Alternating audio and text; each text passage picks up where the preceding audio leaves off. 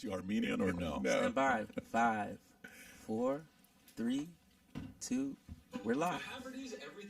Okay, so for those of you that have been wondering whether this is an April Fool's joke or not, it is not. We actually have Cenk Uygur in the house today, so we're not playing a joke on people. No, not yet. No, maybe throughout the next 2 hours There'll be some surprises. Yeah, but look, I'm a guy that's been in a, what do you call it, a prankster family my entire life. My family from both sides are pranksters. But this morning, you rarely are able to get me on April Fool's. I'm on my way here, focused on what I'm doing. I'm driving the car.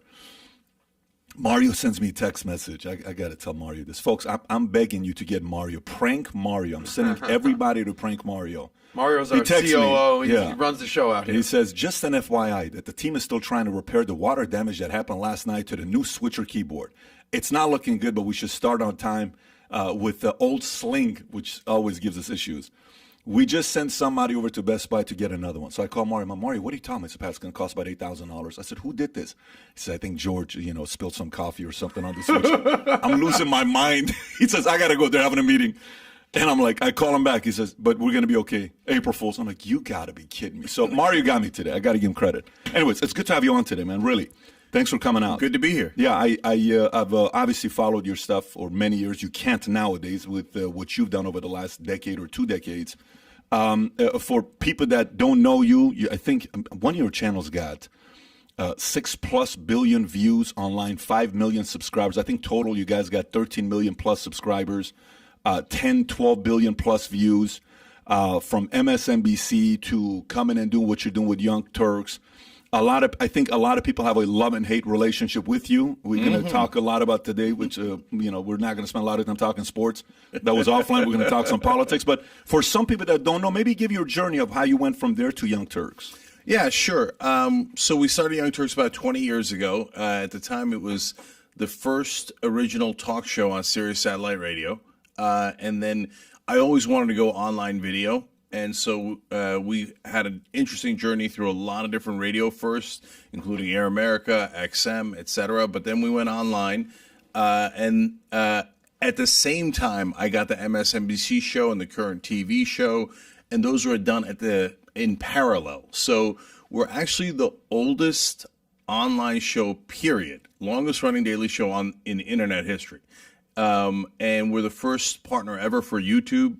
So we've now accumulated 20 billion views and 21 million subscribers across all the platforms. We do everything from 30-second videos to a 24-hour channel. So we have on almost all the platforms: Roku, Pluto, Samsung, anywhere you turn on. Just type in TYT, you'll get us. And team-wise, how big is the team today? If you were to say Young Turks has XYZ employees, how big would you say the team is? We're about 70 right now. Okay. And how much of that 70 is talent? That's a good question. Well, so it depends on how you count. Because if you count all of the part-time hosts, then we're at about 100. So because we have about 30 people on air right now, but off air, like I said, about 70. Perfect. I mean, that's congratulations. 20 billion is ridiculous. So when you're saying oldest means you stayed on, you're still survived. That's the thing. So. For some that don't know, how much has changed in media? Obviously, if anybody can speak on that last 20 years, it's you. Because you talk about how, listen, I was a broke radio guy trying to make money, trying to figure this thing out. I busted my ass and finally I got my break, et cetera, et cetera. How much have things changed the last 20 years? Everything's changed. Everything. So about 24 years ago, I wrote to my friends an email saying online video is going to beat TV. And so I'm going to head to online video right now because I'm positive that it's... This is in the 90s when AOL is a thing. Yeah, 98 I wrote the email. And what was the foresight? How did you even know that was going to be a thing? This is before YouTube. Yeah, so I'd like to think that I'm a logical guy. And so I look at patterns and I see where things are going. And people are always... Unfortunately, a lot of people just look right in front of them, right? It's really hard to see a couple steps ahead, right? But if you logically look at something, you can clearly see where it's going. So look, first of all, television has these massive costs. Online video, you saw that had no gatekeepers and no overhead costs. So, or very little overhead costs. I'm like, that means there's going to be a million of them. and they're going to start to get more and more popular, and they're going to serve the audience because they don't have advertisers. They have to serve the audience first. The problem with TV, and I've been in TV pitch meetings, is that they serve advertisers first.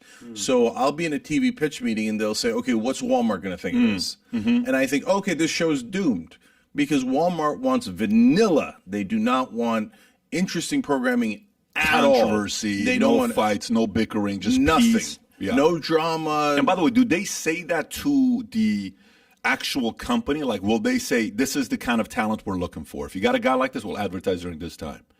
Well, it's not about talent; it's about the shows. So now we're fast forwarding a little bit, right? So when I'm taking a TV pitch meeting, now we're in the middle of my career and we're trying to pitch something from TYT Network to one of the TV stations. And so at that point, they're not talking about talent as much as the content of the show. What kind of show is it, right? And so the minute you start talking politics, they're like, whoa, everybody's out. Yeah. Everybody's out. Nobody wants it because they live in the old world. In the old world, you're going to get 100% of the audience, 100% of the market. You don't want to offend anyone. It's 1955. It's okay. There's only 3 TV stations. You put it on, you shove your product down their throats. It's going to be fine. This is legacy media, mainstream media, Yeah. legacy advertisers. By the way, right now, still the same thing. I mean, it's not nearly as bad, but unbelievable. I just read an article in DigiDay just a couple of days ago about how the brands are still like, whoa, this newfangled YouTube thing, I don't know. Like, Just now. Yeah, and there's still advertising on TV. There's no under 45-year-olds on TV at all. Zero, right? And brands are killing themselves. They're just, I said on Twitter, you're better off burning the money in publicly because at least people will watch. Okay, nobody's going to watch you on TV. And so, look, we have 24-hour channels, and we're on the new TV, those OTT platforms, right?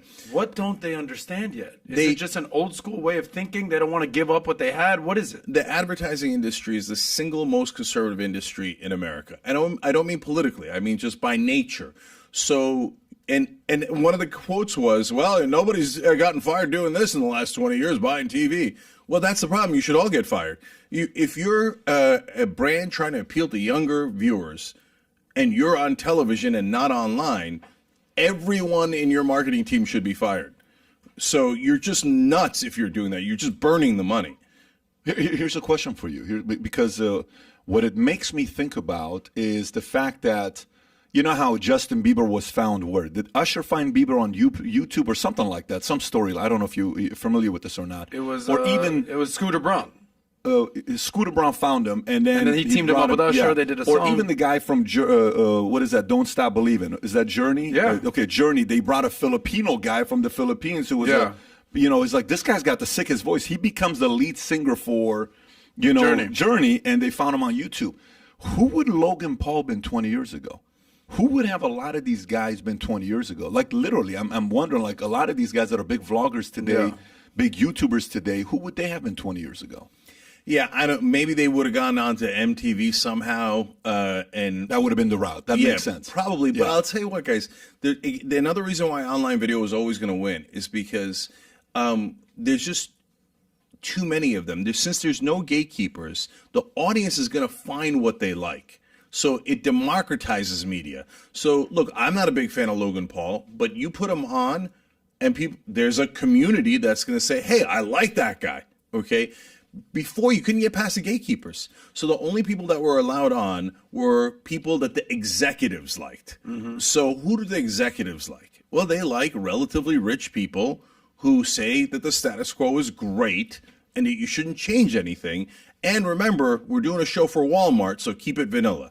That's why TV was doomed. The most boring stuff in the world. What are they doing?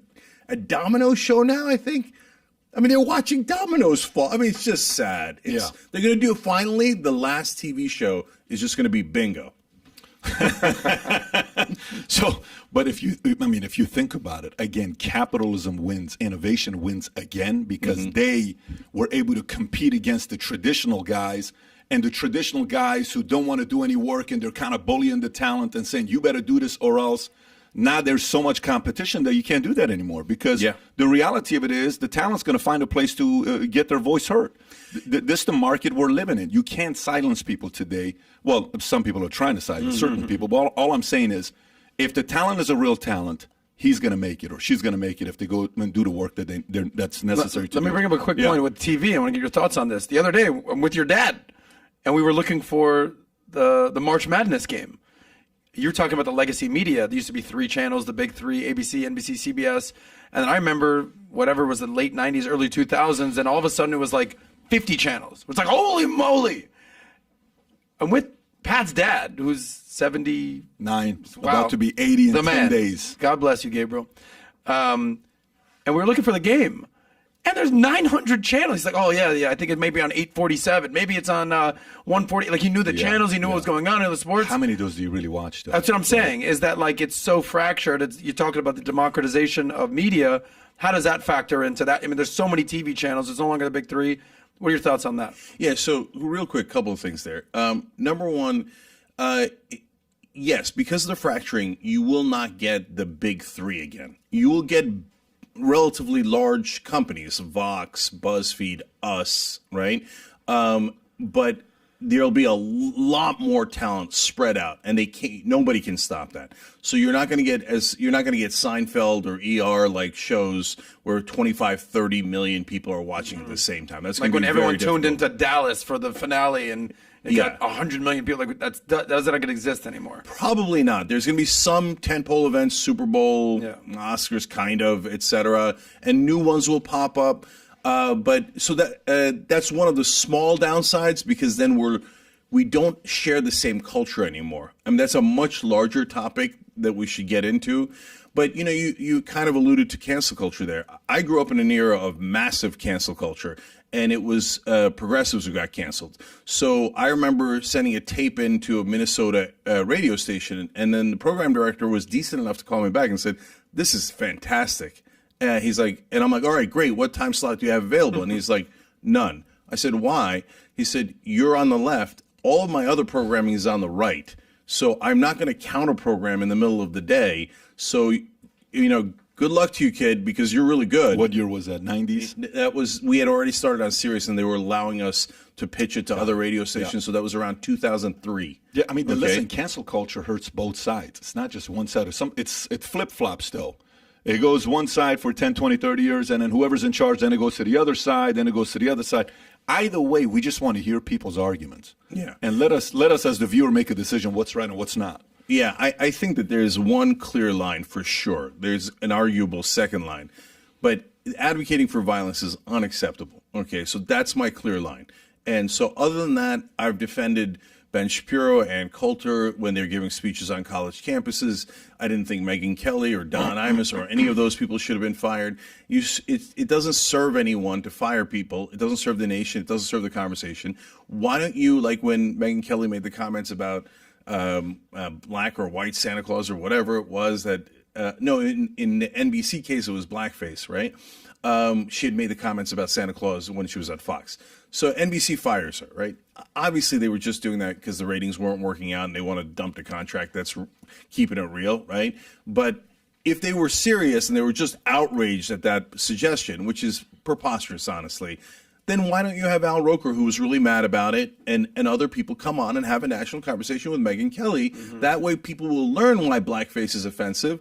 Instead of not having any idea, all they know is people just randomly get fired, right? Yeah. Or what about putting Whoopi on 2-week timeout because she had some unsavory thoughts? Yeah, that was absolutely absurd. Now, having said that, I still think today a majority of the cancel culture is on the right wing. It started in the right wing. It's still in the right wing. You think it's still in the right wing? Yes, absolutely. How did it start? How can you say that? So the modern cancel culture started with Barry Weiss, which is hilarious and ironic. She went around the country getting famous for trying to fire professors who dared to talk about Palestinian human rights.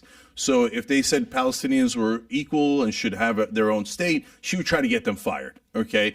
And so she started cancel culture. What year was that? So that's a good question.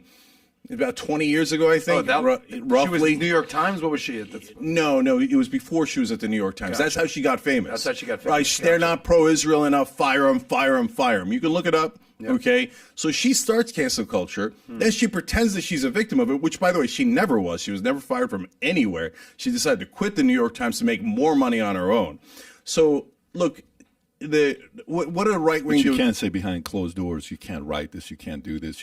I mean, that stuff happens just like it happened to you when you're over there saying you got to talk more like a senator. You get whatever word they use with you, senatorial, when you're speaking like senatorial, right? So that kind of stuff is probably what, rubbed her the wrong way. Pat, do you agree with him that the cancel culture is mostly coming from the right I'd love these to days? know. I'd love to know. I do agree with him in the past. I do agree with him in the past. But in the past, the media model was a different model. You had the Walter Cronkites of the world. You didn't have a lot of what you have today. Today's more showmanship. I mean, things changed after Morton Downey Jr., after a lot of these guys that were more showmans, and then guys started realizing that's how I'm going to get eyeballs. So Morton Downey Jr., you know who he is. He comes, of course. and next thing you know, he's number one, ahead of Montel, ahead of Ricky Lake, ahead of Oprah Winfrey, ahead of Jerry. Wait, what? Who are you? In 18 months, so people said, this is how I get to the top fast, rather than the old William Buckley. So today, our guest is Cenk Uygur. We're going to talk to him about... It's shock jocks, but for TV. So now people are sitting there saying, okay, that's what sells. Fantastic. I'm going to go do this. Just like rap change, music change, the shock factor, like when Ice Cube wrote the song, what was it? Not NWA. He had a song about cops. Fuck the police. Yeah. So then next thing you know, it's like, okay, this is the route I'm going to take. Easy. Those guys changed hip hop, right? So I can see that. But the part I want to go with today is, so you say cancel culture is still on the right. I think you would agree that mainstream media outside of Fox is pretty much on the left. I don't think you would debate that. No, actually, I would debate that. Okay, so tell me why. Yeah. So I can give you 1,000 examples, but first of all, structure-wise, if you say CNN, et cetera, MSNBC are socially liberal, I'd say I generally agree with you, okay? If you say they're economically liberal, I would laugh and laugh and laugh. No, they're economically conservative and massively conservative. So CNN, for example, nonstop, can I curse on here? Of course. Sure. Nonstop shits all over Medicare for All. Every time they talk about it, Medicare for All costs $34 trillion. Hey, liar, $32 trillion. Hey, liars, why don't you actually also say that same study, first of all, paid for by Koch Industries, said that it saves $34 trillion. So overall, it saves $2 trillion. Why do you leave out that context? They leave out that context every time. Anytime you talk about a progressive economic position, and you can go back to the debates and see the smug Anderson Coopers, Jake Tappers, looking down their nose at Bernie Sanders going, how are you going to pay for that? When we start massive wars, they never ask how you're going to pay for that. When we do massive tax cuts for the rich, they never ask how are you going to pay for that. No, they're definitely economically conservative. And what explains the dichotomy then? Why are they socially liberal but economically conservative? Because they're corporate media. So what do corporations want? Why are they socially liberal? Because they want to sell to everyone. So I remember being at a Google presentation once, and Coke was doing an ad. And it was not their U.S. ad, but their international ad. And I was shocked by how many Muslims they had in the ad, right? Now, grew up Muslim, so I'm not against it. I'm great. That's wonderful. It's inclusive, et cetera, right? But I was just like, wow, like a third of this ad is Muslims, right? Then I was like, hello, a third of the world is Muslims, roughly, right? And so are they going to be anti-Muslim? Of course Internationally, not. Internationally, of course not. They got to sell to 1.6 billion Muslims. Are they going to be against black people? Of course not. They got to sell to black people, gay people, same thing, right? So that's why corporate America and multinational corporations are socially liberal. But economically, they're viciously conservative. Because they are structured to maximize profit. I get that part, and you're right. Which, by the way, that to me eventually ends up making them honest, if anything. It forces them to be honest. And I know you may disagree with that. But at the same time, I think it's fair to say that anybody to the right of you is considered conservative. Like, you're probably more on the Bernie Sanders camp. You've supported it. Yes. So as a socialist, even a Democrat is conservative to you. Even a center-left, a Joe Manchin is conservative to you. Even a Kristen Sinema is conservative to you. Even an Obama is probably conservative to you. Probably a Biden is conservative to you. Probably Hillary Clinton is conservative to you. So then if I were to ask you, who would you say is a liberal in your eyes today outside of Bernie Sanders? Who would you say these are some of the liberals today? So let's clarify a couple things. So first of all, to much to the annoyance of my audience, I am not a socialist. I'm a capitalist. So I'm what I call a democratic capitalist, which I could explain, right? Please. And so, and to be fair, it's not the whole audience at all. The audience generally likes what I'm saying, obviously, right? They're our audience, right? But there is some portion of the left that the word capitalist really Grinds their gears. yeah, I was almost going to say grinds their gears. I was like, what am I? Anyway, they don't like that. But I can explain why I believe that. But in terms of your core question of are those people conservative, they're not just conservative to me. Manchester Cinema, obviously, giant conservatives. Honestly, Biden is a huge conservative, but it's not just to me. And by the way, I could show it to you. I could show it to you. That's why in you're the here, policies Jack. and in the polling. But it's not just to me, guys. I can show you in the polling that 2/3 of the country is progressive, and if they got beyond the filter of both right-wing media and mainstream media, corporate media overall, they would think Biden is way too right-wing. Okay, and I actually can't believe that anybody would think he's a liberal. I can't believe it. So who's actually progressive? And progressive and liberal are different. Now, a lot of the left views the word liberal as a little bit derisive, like it's neoliberal. Like the word liberal is almost too conservative. It's changed ironically. so many times, you know. Yeah, but the word liberal, like the word socialism, is almost meaningless because everybody thinks it's something else when they're talking about it. Same with conservative too, Yeah. right? Well, you tell me, because I for me, conservative is pretty clear, but maybe I'm wrong about that, and I'm sure there's gradations, right?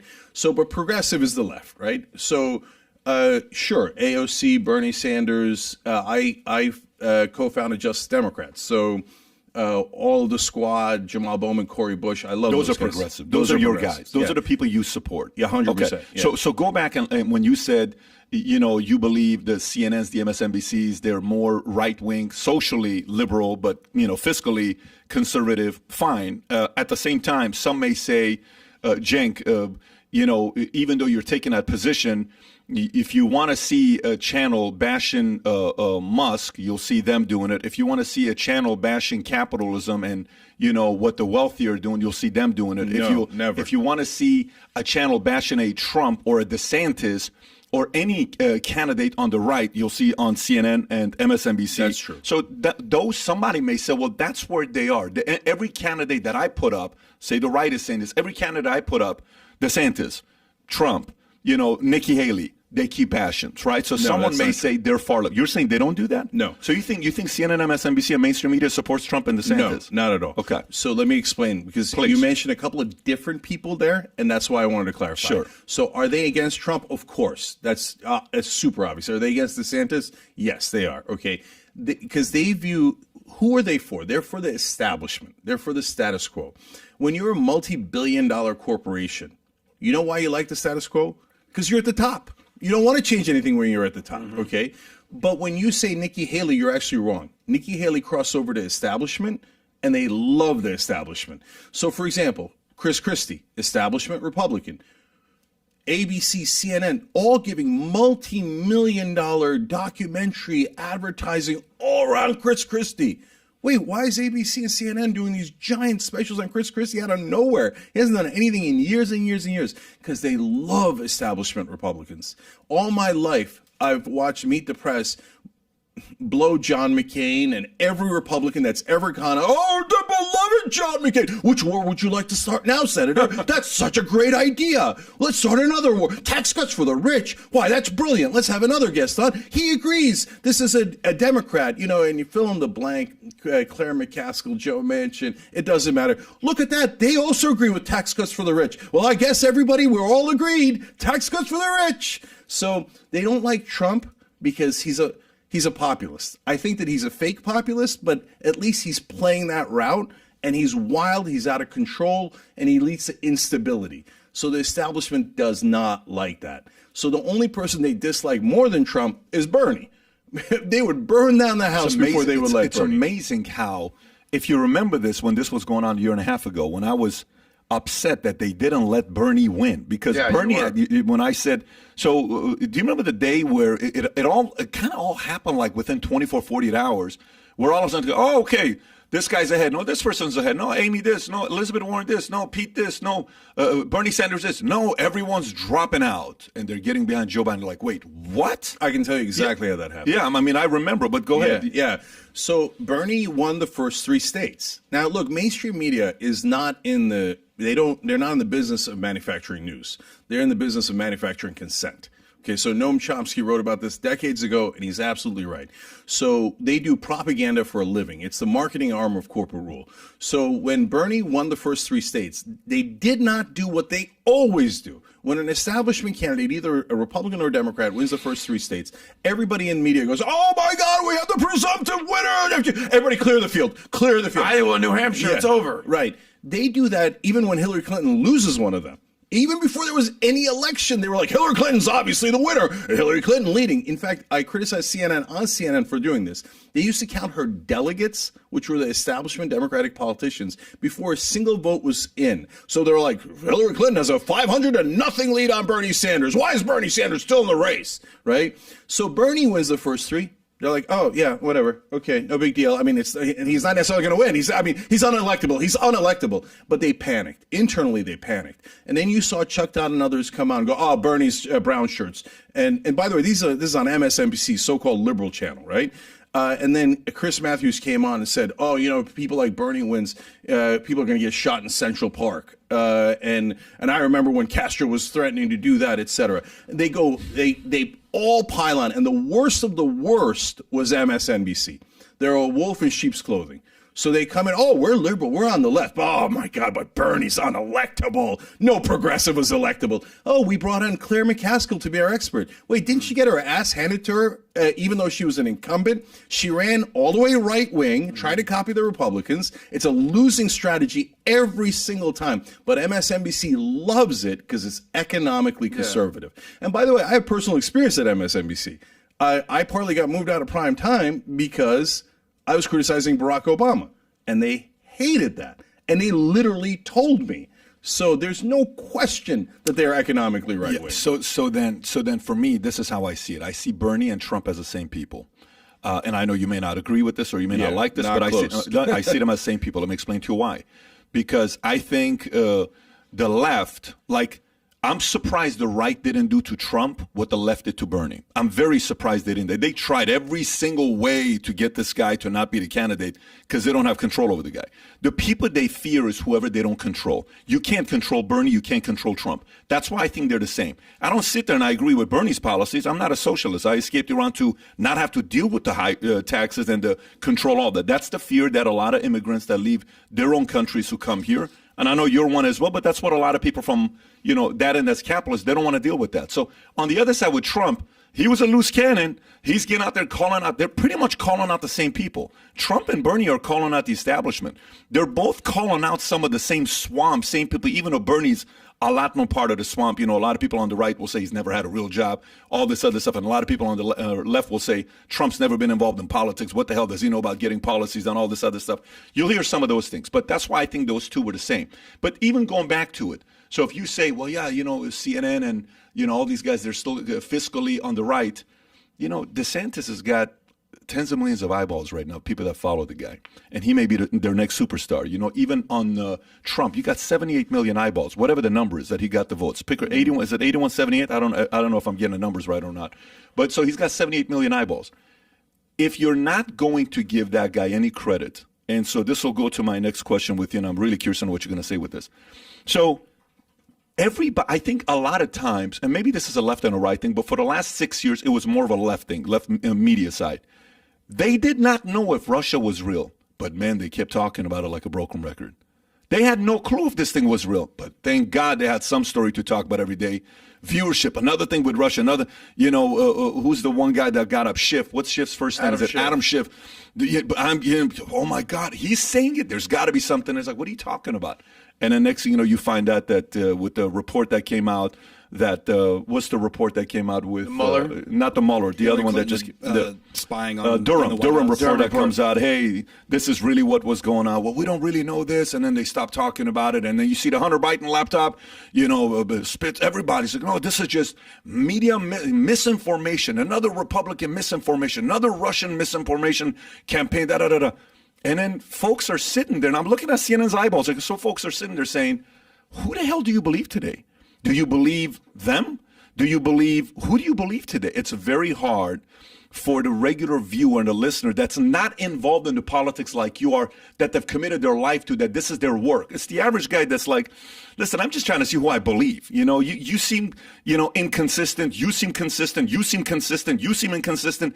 Who the hell do I believe? That's why I say I think CNN, MSNBC, a lot of the mainstream media lost a lot of people because all they want to defend is maybe not progressives, but Democrats on the left, and they don't want to support anything that the Republicans are talking about, and they lost a lot of people. So I gotta flip your frame here, because you're right on so many things, but it's just the wording is off, and it makes a big difference. Speak English is not my first language. Jay, give me a break. It's my fifth language. By the way, not my first language either.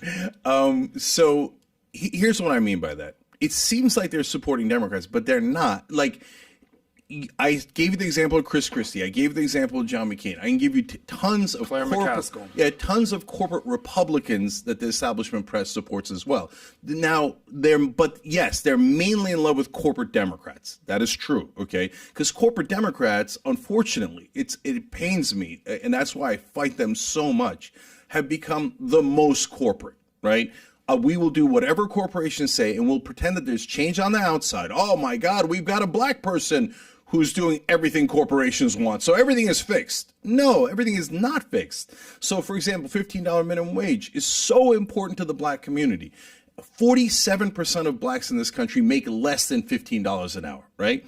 What do corporate Democrats do? They put out somebody like Hakeem Jeffries to say, now he goes, oh, I'm for the $15 minimum wage, but behind the scenes, he helps to kill the $15 minimum wage. But as long as we got the right face on it, corporate rule is awesome. No, it is not awesome.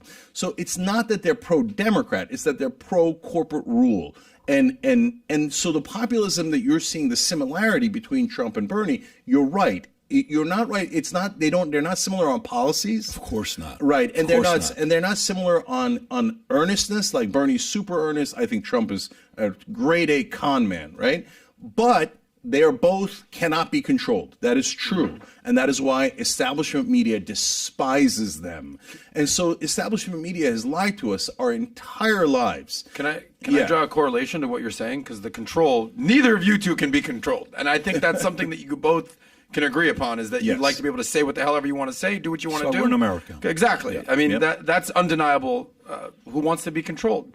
But you made a couple points here, and I just want to kind of align the stars and see if I'm right here. Essentially, what you're talking about is old school versus new school. Now, you brought up we started off the conversation with media and the establishment media and legacy media versus new media and the democratization of media. Then you moved on to establishment politics versus basically the Trumps and the Bernies and the AOCs who are, messing up the establishment. And then I'll even go one further. That's essentially what crypto is doing to, typical mainstream, the monetary system.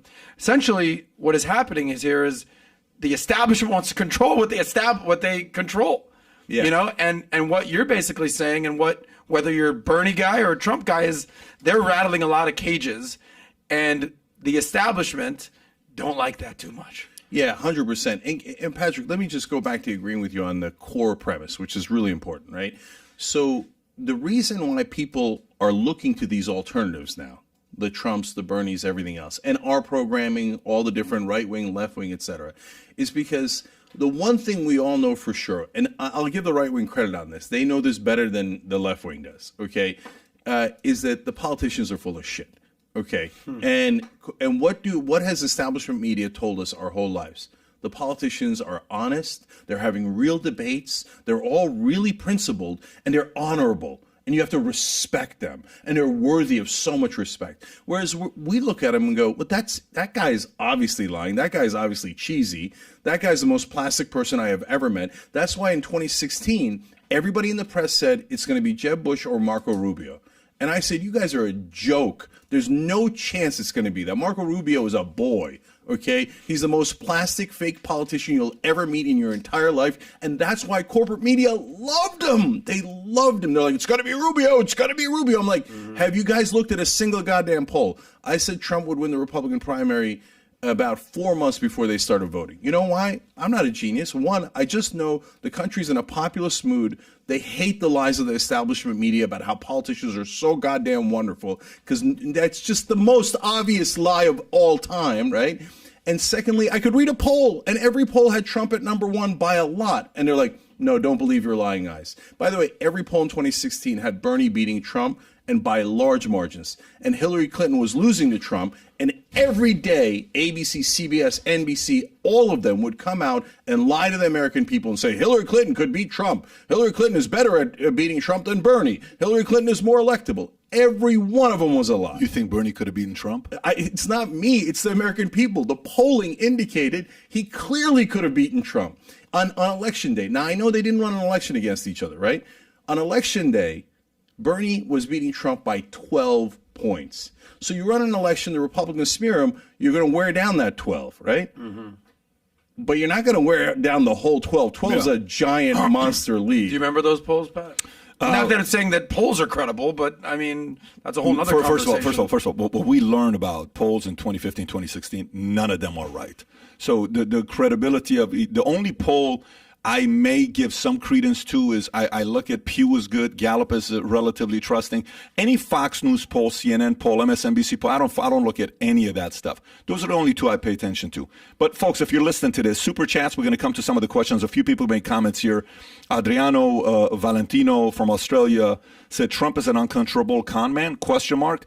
Cenk, you're a sociopath. The next guy responds and says, at least he's a con man. At least he's not a politician, which is pretty interesting. Well, that last one's kind of true. Yeah. At least it's a profession. Yeah. So we'll take call-ins in the last 30 minutes probably. So just stay tuned. And Tyler, if you want to put the number there for some people that want to call in the Super Chats. But let me continue. Okay. So can I address the con man thing real quick? Sure, of course. I mean, look, he's been adjudicated and admitted to being a con man. Both his charity and his university were giant scams, and he had to pay huge fines, $25 million fine, because he was running scams. Almost everything he runs is a scam. And by the way, does everybody know that he's gone bankrupt 6 times? That he's an awful, awful businessman. Couldn't manage his way out of a wet paper bag. Biggest dumbass I've ever seen in business. What he did in Atlantic City, it didn't just sink his own companies, he sank the entire city. He's one of the worst businessmen in American history. And by the way, you see the incompetence of the Democratic Party, that they couldn't point out those simple facts when they were running against him. Let me ask you this. What's harder to do? Okay, be honest. Let's see. I'm really curious to know what you're going to say. You think it's harder to be a senator for 50 years? Or do you think it's harder to be in free enterprise, free market capitalism competition in New York for 50 years? What's harder to do? Well, Trump has proved that the economy is much harder because he went bankrupt so many times. Okay, it must be really hard. It is very hard. But wait a minute. But the point is, there's a big difference between me being in the arena and getting my ass kicked, but at least I'm getting in the arena, versus being a fan on the outside and I'm booing the guy in the arena. Let's give some credibility to the guy that's got the balls to be in the arena fighting. Capitalism, free market. No, Patrick, I give you credit. I give me credit. Yeah. We're in the arena, and we built these things on our own, okay? So Ben Shapiro, I don't agree with his politics, but he built Daily Wire, and it's a real business now, etc. I give credit, okay? Crowder, I don't think takes big money, and I think he did it on his own. I give a lot of credit. Trump had his dad hand him $413 million. He's a spoiled little bitch, okay? Kids? And he blew the whole $413 million because he's a moron. I give him zero credit. Have kids? Yes. Okay. When you're kids, when you die and you have a living trust, you're a smart guy. I'm sure you got a living trust. I'm sure you got all that stuff in place. When God forbid something happens to you and that money and the business goes to them, are you going to call your kids a spoiled whatever, because they're going to get your money? No. There's a difference. What do you do with the money? So if my kids then use it to do good in the world or to just set up a business, etc., then that's great. If they take it and they go, Daddy gave me the money, I'm going to put my name all over Atlantic City, and then they are spoiled and they make fun of other people while actually not doing anything, not doing the homework. I can't even read. I'd be embarrassed if my kids were anywhere near as lazy and dumb as Donald Trump. They can't read past the page. They used to have the presidential briefings that were just 3-4 pages. They had to boil it down to a page because he would lose attention. Because the guy is dealing with so many different things that he typically wants to have the 1 page instead of the 50 pages. But no, listen. Can I make a quick point on Trump? Yeah. Okay, this might shock some of the people. I'm not a Trump fan. I don't know, probably don't know my politics. I mean, there's a lot of people here that think I'm a crazy socialist left wing because I'm just not a Trump fan. I'm a capitalist, and I like what you said about democratic capitalism. I'd like to come back to that at some point. But again, not a Trump fan. But what I am willing to do is at least give him credit for some positive things that he's done. As an example, you're giving him zero credit, bro. I will say, as much as I don't like seeing him on TV, he's a great marketer. I can say that guy's a freaking brilliant marketer. He gets eyeballs. He knows how to play the media. He knows how to rattle cages. Like, I'm at least willing to give him credit for the things he does well. And even if it's for policies, I'll say, look, can't stand the guy, but policies-wise, he's done some good things. Are you saying that there's zero credit, whatsoever for Trump? That. No, I'm not saying that. Everything is situational. People get into which camp are you in? Are you left, right, Biden, pro-Biden, anti-Biden, et cetera? So, for example, I think Biden's doing a great job on Ukraine. I think he did terrible job on domestic politics, total failure in domestic politics. So we can get back into that later. So why? Because it depends on the facts. So Trump, I remember in the beginning, there was a plant in Indiana and he threatened a bunch of politicians and he threatened a bunch of businesses and it looked like they were going to stay. And I remember doing a video at an airport because I liked that so much. Because then MSNBC was crying, oh my God, can you believe he's threatening people? That goddamn right. The president's supposed to use carrots and sticks and he was using sticks effectively. Now, unfortunately, that one, as with almost all of them, was just marketing. And then that plant actually outsourced all the jobs later, and Trump didn't do a goddamn thing about it. It's all fake, etc. So, but if on rare occasions, but for example, he didn't start any new wars. Great, I'll take it, right? There's no reason for me to disagree with someone if they're agreeing with me. Oh, it's because it's Trump, you have to call it bad. No, that doesn't make any sense. You show me a sensible policy and I'll be in favor. Fair enough. And by the way, and I've said this many times, I will say it again. I think Sanders is a true believer. If you get married in Russia and you go to, no, not Russia, but I think he went his honeymoon to Leningrad or St. Petersburg or something like that. Yeah, he went to Russia. This guy is a true believer from day one, and he stayed there. So maybe not a communist, pretty close to it, socialist, my opinion. I may be wrong, but the guy's been a true believer. Here's what I'm convinced with, and tell me if you feel this way or not, because this goes back to you saying, how he's done with Ukraine. Biden's done a good job with Ukraine. And I want to kind of push back on that, challenge you a little bit, and see if your views are different on this, which if it is, the audience is going to win. So here's what I'm convinced with. I've not been following politics my entire life. I'm a business guy. I've been in insurance. I started with Morgan Stanley day before 9/11. I was in the military 3 years. My mother was a communist. They grew up to Communist Manifesto. That's what they saw as a hero, who he was, what he did, Karl Marx. My dad's an imperialist. He was a Shah guy. So I saw them battling it out all the time. And being a kid one time, my mom, I think I was 13, 14 years old. I'm having an econ class, and my teacher, Miss Lou, starts talking about politicians and Democrats and Republicans and independent. And I come, I said, Mom, are we Democrats or Republicans? And my mom says, we're Democrats. I said, why are we Democrats? She says, because the Democrats are for the poor, Republicans are for the rich. I said, when I grow up, I want to be a Republican one day, meaning I want to be rich. Because I hated being poor. I'm a welfare baby. Parents got a divorce. Dad worked at a 99-cent store.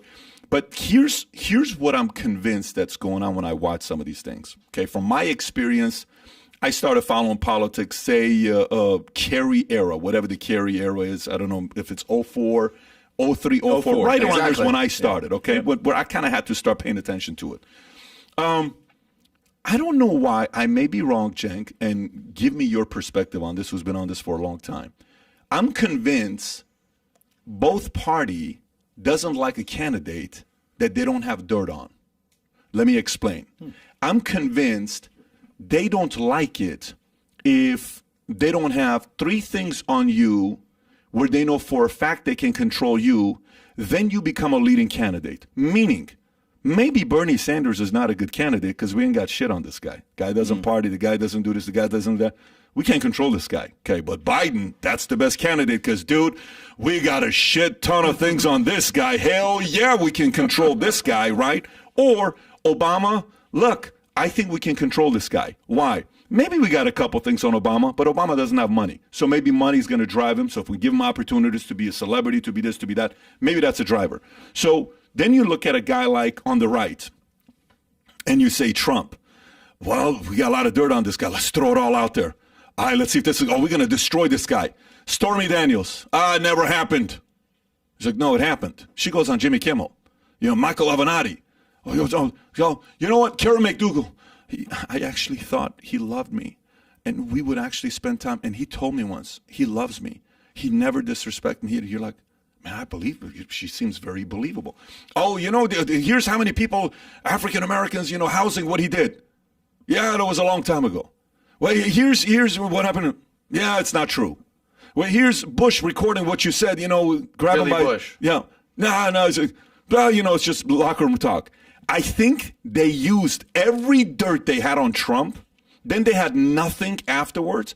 Then they said, shit, now we got to fabricate stuff. So, for example, Cuomo. I'm convinced, I may be wrong, push back, because I want to get smart in this area. I'm convinced that Cuomo was somebody that was talking at a game on the Democratic Party. And they looked at this guy and they said, hey, Cuomo, we got a lot of stuff on you behind closed doors, bro. You better shut your mouth and kind of do what we're telling you to do. You're getting a little bit too big, and you're starting to get more eyeballs than everybody else, and you have more voice now because every day you're doing your live or whatever he was doing during COVID. Remember that whole thing that you almost felt like he's the president, not Trump being the president. And they said, we can't control this guy. Boom, get him out of there. It's not like they had dirt on this guy. They could have used those things a long time ago. So maybe I'm naive, okay? And maybe I think the reason why Biden got elected is because the Democratic Party had the most dirt on that candidate more than anybody else. Am I wrong?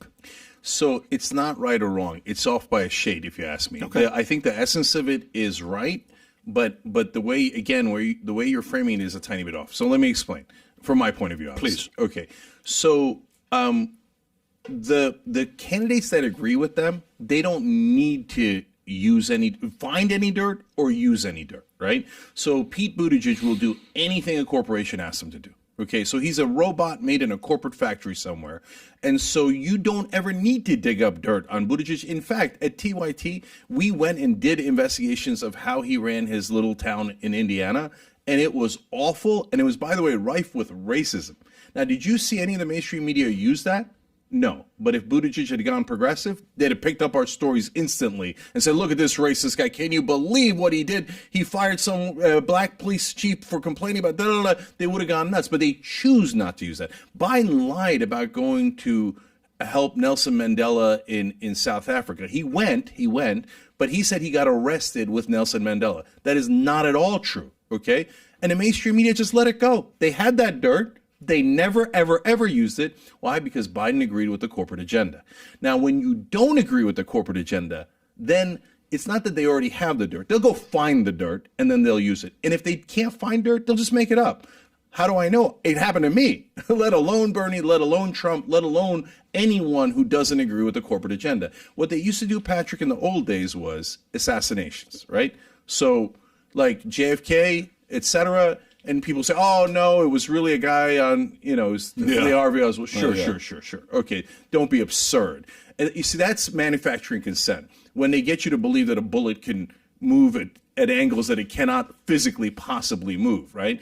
So, but these days, they don't need to do that. That's messy. Instead, what they do is character assassinations, okay?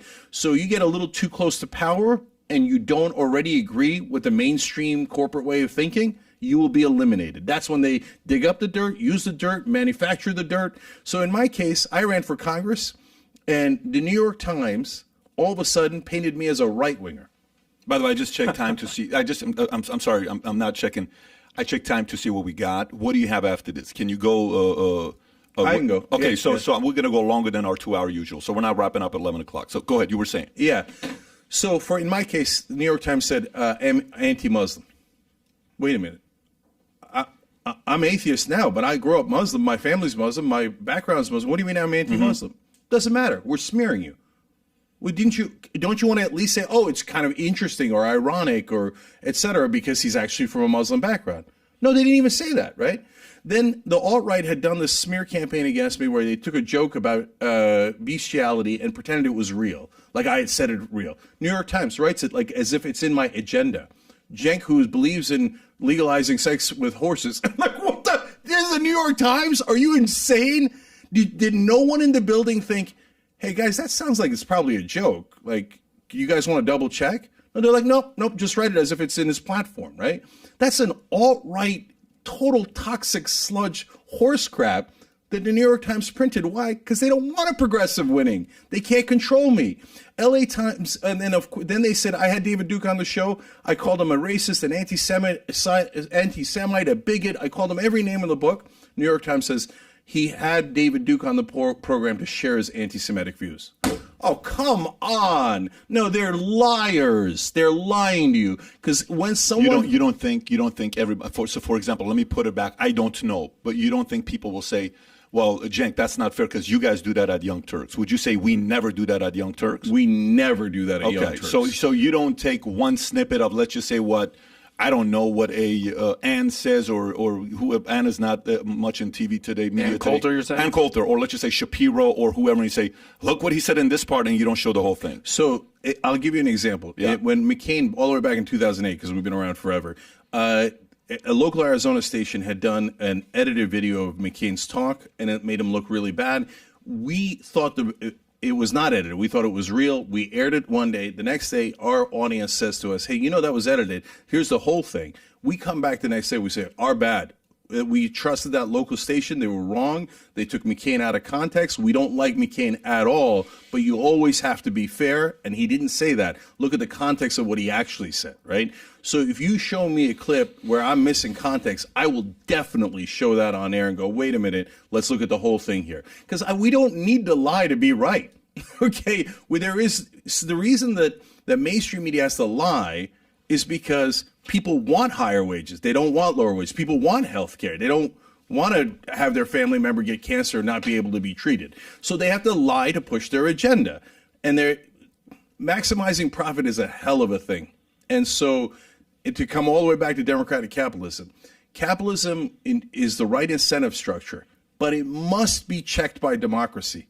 If it is not checked by democracy, it will run completely out of control. And right now, that's exactly what's happened. The corporations have seized the media and have used it to brainwash the American people into compliance. Mm-hmm. So that's why I say on that core issue, I get that the right wing is in some ways more right and more animated than the left wing is, because they see that control and they hate it. And that's why they always talk about freedom, and they don't like the mask mandates, they don't like the vaccines, but they're just getting misdirected.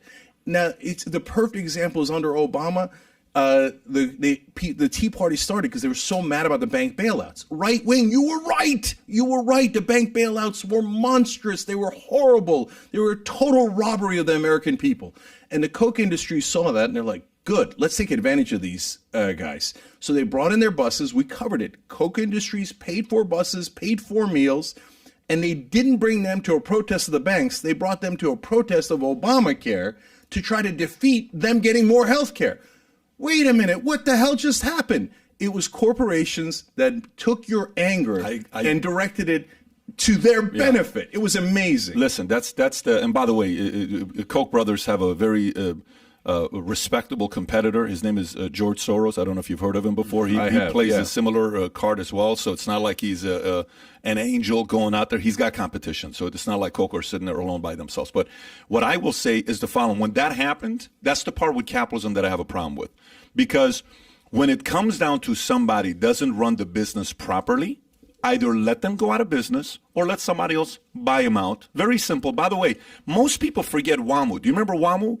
I don't know if you remember WAMU. Did you bank with WAMU? I mean, I remember WAMU, was blowing up. You'd go into the bank, WAMU, and you'd stand up and you'd actually see the banker. You're like, shit, I'm actually talking to somebody versus that whole, you feel like you're going to the DMV with the thick 4-inch glass thing you're talking to. But I'm like, okay, I like WAMU style, right?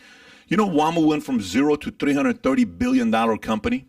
$330 billion. You can pull this up right now. But WAMU, just type in WAMU $330 billion, okay?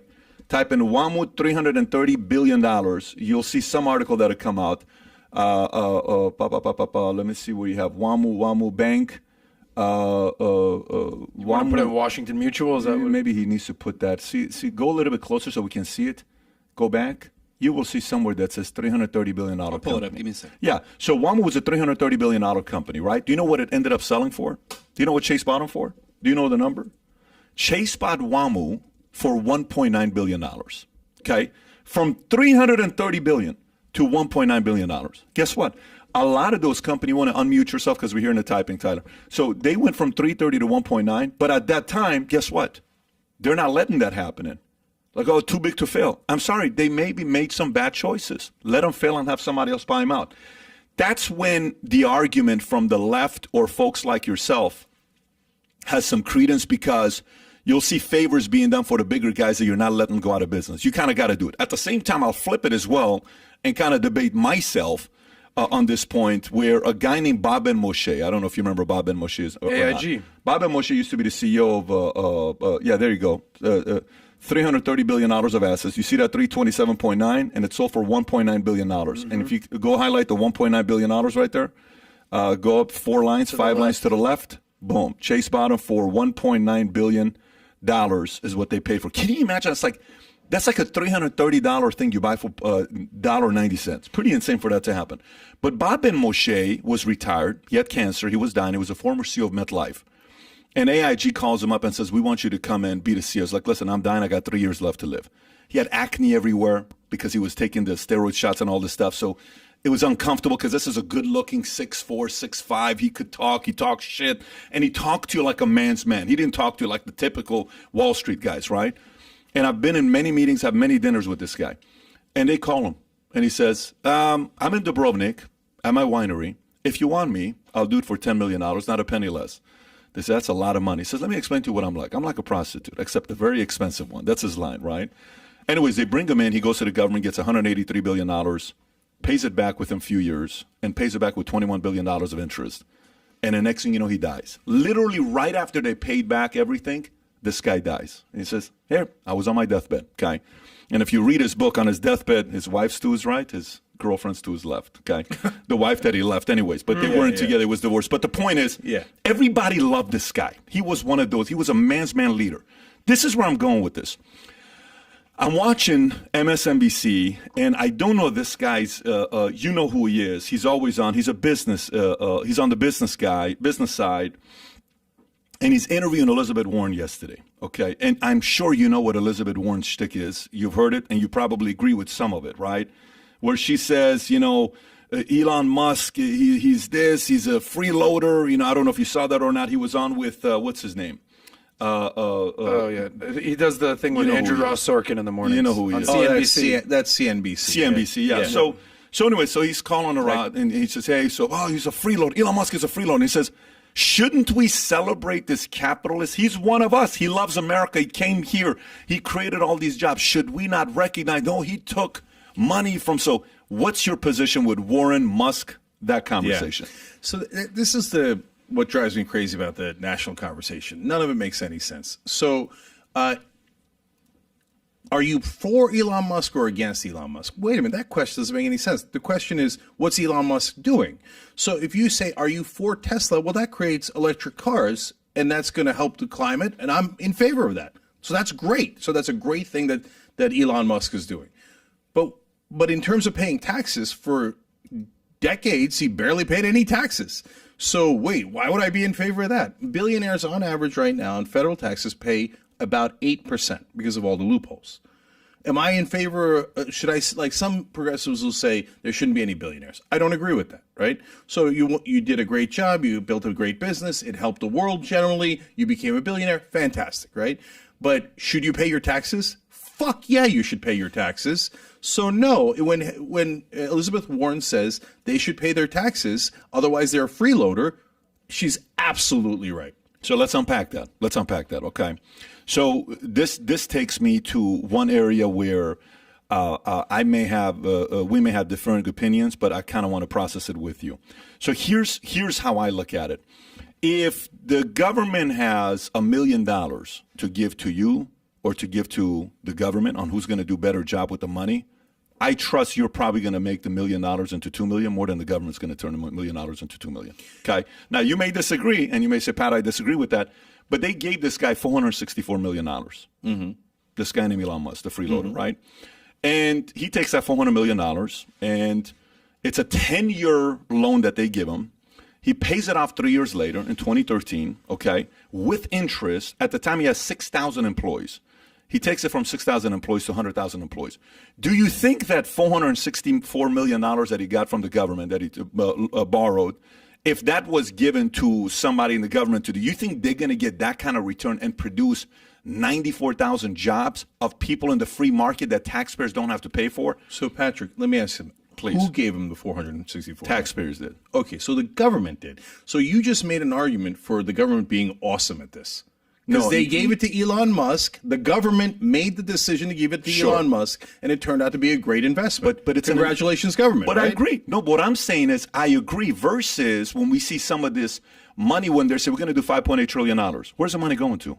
Okay, so now let's break it down. Go for it. So the government sometimes gives out subsidies that make a lot of sense. So, for example, when they give to renewable energies, Fox News went crazy about Cylinder because that was a company that lost money. But when you looked at the overall portfolio, that was a thing that Obama did really, really well. The overall portfolio made tons of money and gave it back to the government. So that was a success story. And so Fox News eventually dropped Cylinder because it was embarrassing because that government program totally worked. On the other hand, some government programs, or actually most government programs, are just built to be robberies. Okay, so people think, oh, the people on the left love the government. No, it depends. What's the government doing? Is it invading Iraq? Then I hate it, right? Is it saying, hey, women can't control their bodies? Then I hate it. It's big government, tyrannical, jackbooted thugs coming in, telling me what my wife can do or my daughter can do. Fuck off from my life, government, okay? So what is it? What's the government doing? So a lot of the subsidies are just robberies. So right now, we still give billions in subsidies to oil companies. Why? They're the most profitable companies in the world. Why are we giving them subsidies? Those from 100 years ago when it made sense. Now they don't make any sense at all, and no one thinks they make sense. They just do, like Manchin, constant subsidies to coal. Why? He owns a coal company. Manchin's one of the most corrupt people in Congress. So, but they're all corrupt. You name it. Or you talk about Hunter Biden. Orrin Hatch's son was a lobbyist who just wrote off his dad, right? So whatever he wanted passed, he'd go tell his dad, and his dad, technically we didn't meet at all. It was somebody else from my son's company, lobbying company. And they would pay the son millions of dollars, and then Orrin Hatch would pass whatever the hell they wanted. So this robbery's been going on for a long, long time. So it depends on what you mean by government. Yeah, I agree with that, where some of the money goes in places but we don't get the return. But you give money to a guy like this who's doing well, who brings and makes money for you, and he pays $11 billion in taxes this year that he's actually selling some of his stocks because that's an event, that's a tax event. Yeah. Should we not celebrate a guy like that? No, when he pays his taxes, I celebrate, okay? And the government forced him to do that. So he wasn't going to pay his taxes. It was the structure of that particular stock I don't grant. know if the government forced him to No, do that. it was so Patrick, that particular So there's two different things that happened in that. One, it was the type of stock grant that he had. It was coming due and he had to pay taxes. He wasn't choosing to sell at that point. But he did choose to sell a lot more, which I think was him saying Tesla's probably at its peak. Let me take some money off the table while pretending. But you see that you see what happens here. Then here's what happens at this point. So what happens? What you just did is there's no way this guy can ever win with guys like you. Never. No, that's not true. But wait a minute. But what you just speculated, and that's a speculation. First part, okay, fine, I get it. Like they're forcing him to pay tax, but you say now he's paying more. Oh, it's probably because he thinks Tesla's at his best. So regardless, this dude cannot win. No, Patrick, I'll take it. I don't care why he's doing anything. I don't care. Politician, if they're the greasiest. Well, should we applaud this guy? So again, it depends. What are we applauding him for? Yeah. So Patrick, in your example, by the way, he gets $464 million from the government. Yep. Why didn't the government take equity? Think about it. If we're all business people, right? Whose fault is that? Okay, hold on. So if somebody's going to give me $464 million, Yeah. they're going to take a lot of equity. They're going to take 99% of the equity, Yeah. right? That's how the markets work. But when the government does it, they're like, oh, we got paid back. That's not investing. That's not investing. Why don't we get equity? So you mentioned AIG. We bailed out AIG 100%. The government Of course, did. absolutely. And $13 billion of that was a backdoor bailout to Goldman Sachs. Again, that $13 billion was nothing but a robbery. Goldman Sachs took chances in the market. They failed at those chances. They should have been punished by the market for failing. Instead, the taxpayers bailed them out because of the goddamn corrupt politicians, mainly Republicans, but yes, a giant portion were Democrats. And Obama helped in that robbery. Let's keep it real. Now, when I say that, MSNBC loses its mind. No. The beloved Obama and the beloved Biden and Pelosi are perfectly clean. Get the fuck out of here. So Mitch McConnell raised $1 billion, so does Nancy Pelosi. When Mitch McConnell raised $1 billion, they're like, can you believe this corruption? The Coke industry's giving money to Mitch McConnell. When Pelosi raised $1 billion, they're like, she's an angel. No, they're both bribes. Our politicians get bribed on the regular. So those subsidies to Elon Musk and a lot of the renewable energies turned out good for the country. So overall, I say I'll take it. But the correct way to structure that is significant equity for the American people, which they then sell off, by the way. But by the way, I don't disagree. Like, See, let me give you an we idea. agree. No, on the one part, I don't disagree. Like, okay, so the first guy I raised money with for my insurance company, I said, he says, I'll give you a few $1 million. Okay, great. Equity or debt? Purely debt. And it was a revenue-backed funding debt, which I don't know if you know how that works. It's a taxing loan. It's a taxing money you're raising, right? So ends up being 33% you're paying per year. Yeah, I mean, so you know how that works, right? Yeah. But you're a startup, and you're like, okay, I'll take it. I need the money. We paid him off a year and a half later. The second guy comes around, he says, I'm going to give you $10 million. I said, $10 million? And at this point, I want debt. I don't want equity. He says, I don't want debt. I want equity. Of course. Well, that $10 million guy paid him $40 million. So he's sitting pretty saying, shit, can I get some more? So he calls me 2 weeks ago. He says, can I give you another $20 million? Because I said, no, I'm good at this point, man. We're going to be totally fine. So I get that part. That's the government lack of ability to negotiate the right contracts for tax people, which you should have asked for equity in Tesla.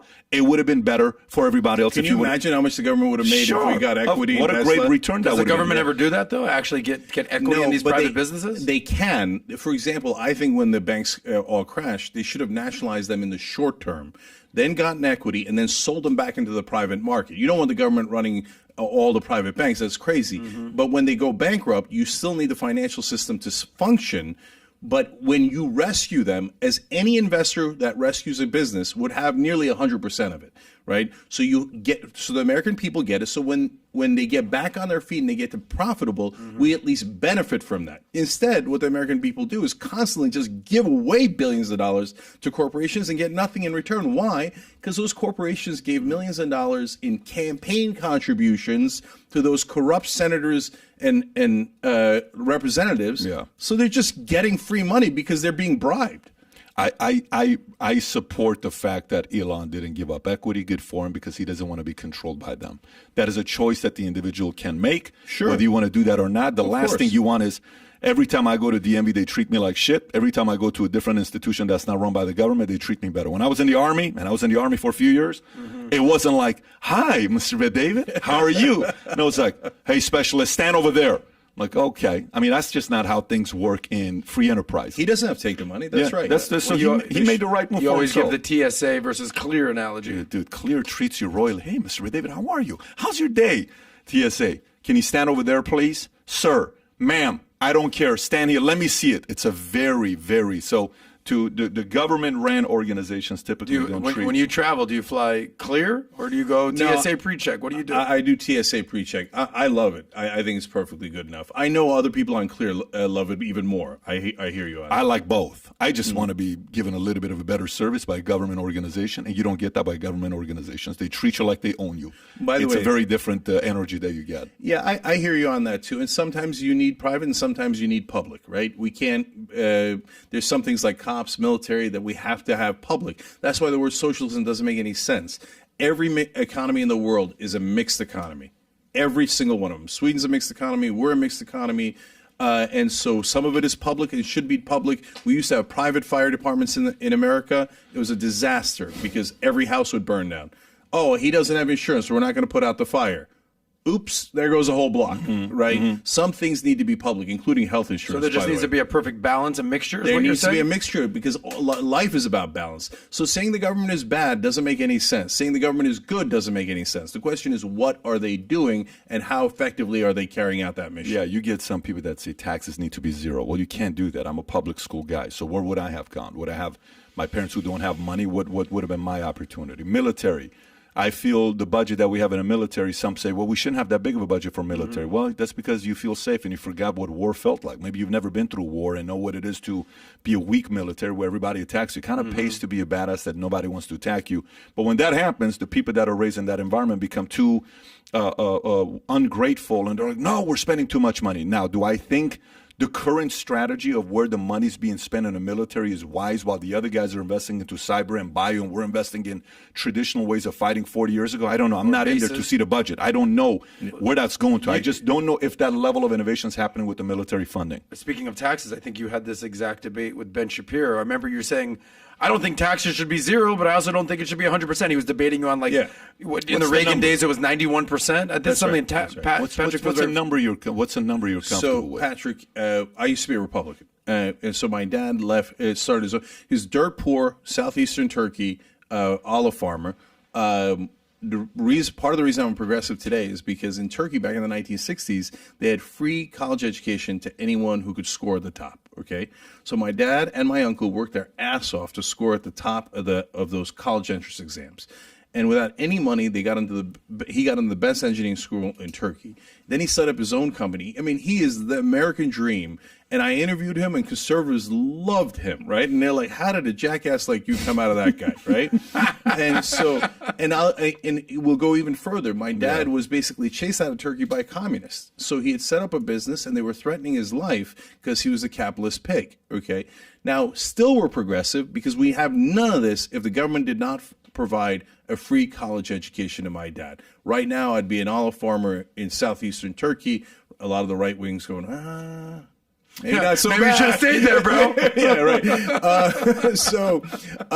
Now, having said that, though, why did I leave the Republican Party? Because every part of it turned out to be marketing.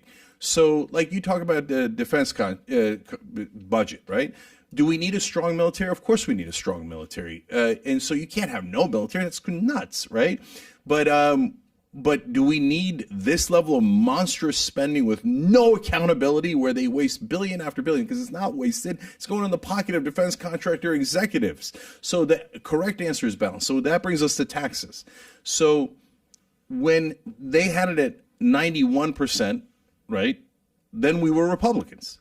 and Reagan came in, it was still at 70%. Our family's still Republicans, right? Nobody paid 91%, by the way, at that time, just so you know. Yeah, and that was they during the say ice. that, but nobody ever paid 91%. There was so many loopholes. The average guy was paying 40 to 50% who was making money because so even though I get what you're saying, the 40 years of taxes, there's nobody that was paying 91% at that time. Yeah, and people have to understand that that's above a certain number. Sure. And the number is super high. Of right? course. The famous story with Reagan was that he would make $100,000 per each movie, and then after $200,000, this is the time, this is in the 40s, whatever it was, anything over $200,000 is at 91%. He's like, I'm not doing a third freaking movie. I make 9% on the movie, so he would just do 2 movies a year, and that was basically impetus for his tax plan. Yeah, so there is a point where taxes are too high, right? But right now, we've lowered taxes 128 times. I'm making that number up. It's hyperbole, but probably if you looked at the real number, it might be right around that or more. We're constantly lowering taxes on rich and most importantly, corporations, right? So, and then remember when in the Trump tax cut, they were going to do $2 trillion mainly for corporations. What happened, Mr. Populist? And then they were supposed to take away the loopholes. What did they do instead? They did $2 trillion in tax cuts. They didn't take away a single loophole. They were lying all the time. Republicans were lying. Democrats were lying. None of them took away a single goddamn loophole. So it was a $2 trillion giveaway to the richest people in the country and to corporations. So taxes should be around, it should be layered, right? Progressive, like Reagan. Progressive taxes is American. Like we've had progressive taxation in America. Where would you put the top line? You know, above $1 billion, it'd be a high number. I mean, 50% at least. Above $1 billion in earnings? In earnings. In earnings. Yeah. Earned Not income in a capital year? gains. You're not talking capital gains. Capital gains, I'd put at whatever is the normal tax. I Okay, think it's outrageous capital gains is low. Okay. Yeah. So interesting. So there's a few things that you just said that I actually like when you said corporations, I can't believe we had the corporation taxes because our corporation tax were the lowest. It was the highest at 35 points. Nobody paid that, to your point. You're right. Nobody paid it, but it was high because they just kind of let the money flow and they took it out by debt or dividends or in different ways that they can avoid paying that 35%. And then I think Trump brought it down to 21%. 21%, and then it's back up to 25. No. They're going to move it up. Well, Biden He's wants saying to he's put it gonna to do it. He hasn't done 28%. it See, yet. that's exactly how the good cop, bad cop of Republicans and Democrats. Republicans bring it down from 35 to 21. Biden comes and goes, I'm going to bring it back to 28. Wait, it wasn't at 28. It was at 35. Mainstream media doesn't say a word about it, right? Then Manchin says, I don't want 28. I want 25. And then Biden says, I am the bold leader who's going to get it to you at 25. Wait a minute. You guys just took 10 points off the corporate tax rate. Biden did that under the Obama administration, by the way. Bush passed massive tax cuts for the rich, but they couldn't make them permanent because it was so unpopular. Then Obama gets into office, has Biden negotiate with Mitch McConnell. He makes 94% of the tax cuts for the rich permanent. The Democrats did that, not the Republicans. It was Biden himself. It was such a terrible deal that other conservative Democrats were livid. They're like, how could you give McConnell 94% of what he wanted? Biden, that's why I say Biden is conservative. Biden will give Republicans anything they want 24/7. I think they have too many stuff on Biden, if you ask me. But here's the other part. How every time they're like, let's send money to to people to help them out and bail them out. Every time they print money and send money to them, what are your thoughts on sending money to people? Hey, here's $1,000. Here's $600 a week. Stimulus checks. Yeah. What are your thoughts on? So like an Andrew Yang model, even a UBI. I would assume you would support something like no, that. Okay. So it all depends on context. It all depends on the facts. So when we were in the middle of COVID, did people need relief checks? Yes. So I supported that completely. UBI has some issues, including they take away a lot of social services to be able to do UBI, and I don't love that concept. And so and progressives are split about UBI. There's a lot of different thoughts on it, and I'm sure there's good progressives who love it and would disagree with me. But I think just giving money is not the most productive way of the government handling things. Do you know why I don't think? You know how they did a case study with UBI, I think in Alaska. I don't know if you've seen that study or not. When they did in Alaska and they started sending the money, like, this didn't work. Alaska still does it for people that live there because who the hell wants to live in? So like when guys were in Fort Wainwright, my friends who were in the military, what's the great thing about living in Alaska? Every year the state sends me $2,000. I said, yeah. When you ETS, are you staying in Alaska? Hell no. That's why they pay you $2,000, right? Because you don't want to live there. Now, some people will argue that if you like that lifestyle, more power to you. The one area that if you were to look at the current system that we have, we typically ask this one question. I'm curious to know what your answer is going to be. Guy asked me this question yesterday. I'm like, no one's ever asked me the question that I've asked others. I asked Joe Rogan this question. Out of the 5 organizations and individuals I'll give you, tell me who's got the most power. President of the United States, virtual governments, which is, Facebook, YouTube, Twitter, all those guys. We call them virtual government. And then you got the educational system, you got mainstream media, or you got the billionaires. In order of top 5, who would you put as the most powerful and the least powerful? One more time. President, virtual government, educational system, mainstream media, billionaires. So I think it's relatively easy. Billionaires have the most power by an order of magnitude, way, way, way more. The president has the least power by an order of magnitude because politicians are basically servants. They're waiters and waitresses that the mainstream media does marketing for. They take an order. Hey, donor would like this, and they execute the order. Okay, I would pass a bill in favor of the donors. So for example, why did Ted Cruz turn around on a dime? Oh, I'm going to get Trump. I can't believe he said that about my wife, and I'm going to get him. And then he said that about my dad, and he's a dishonorable man. And then he's like, I'm going to phone bank for Donald Trump. I love Donald Trump. Please reelect Donald Trump. Okay, he's true story, by the way. 100% true. He's a bitch. Okay, but B, let me explain to you why he's a bitch.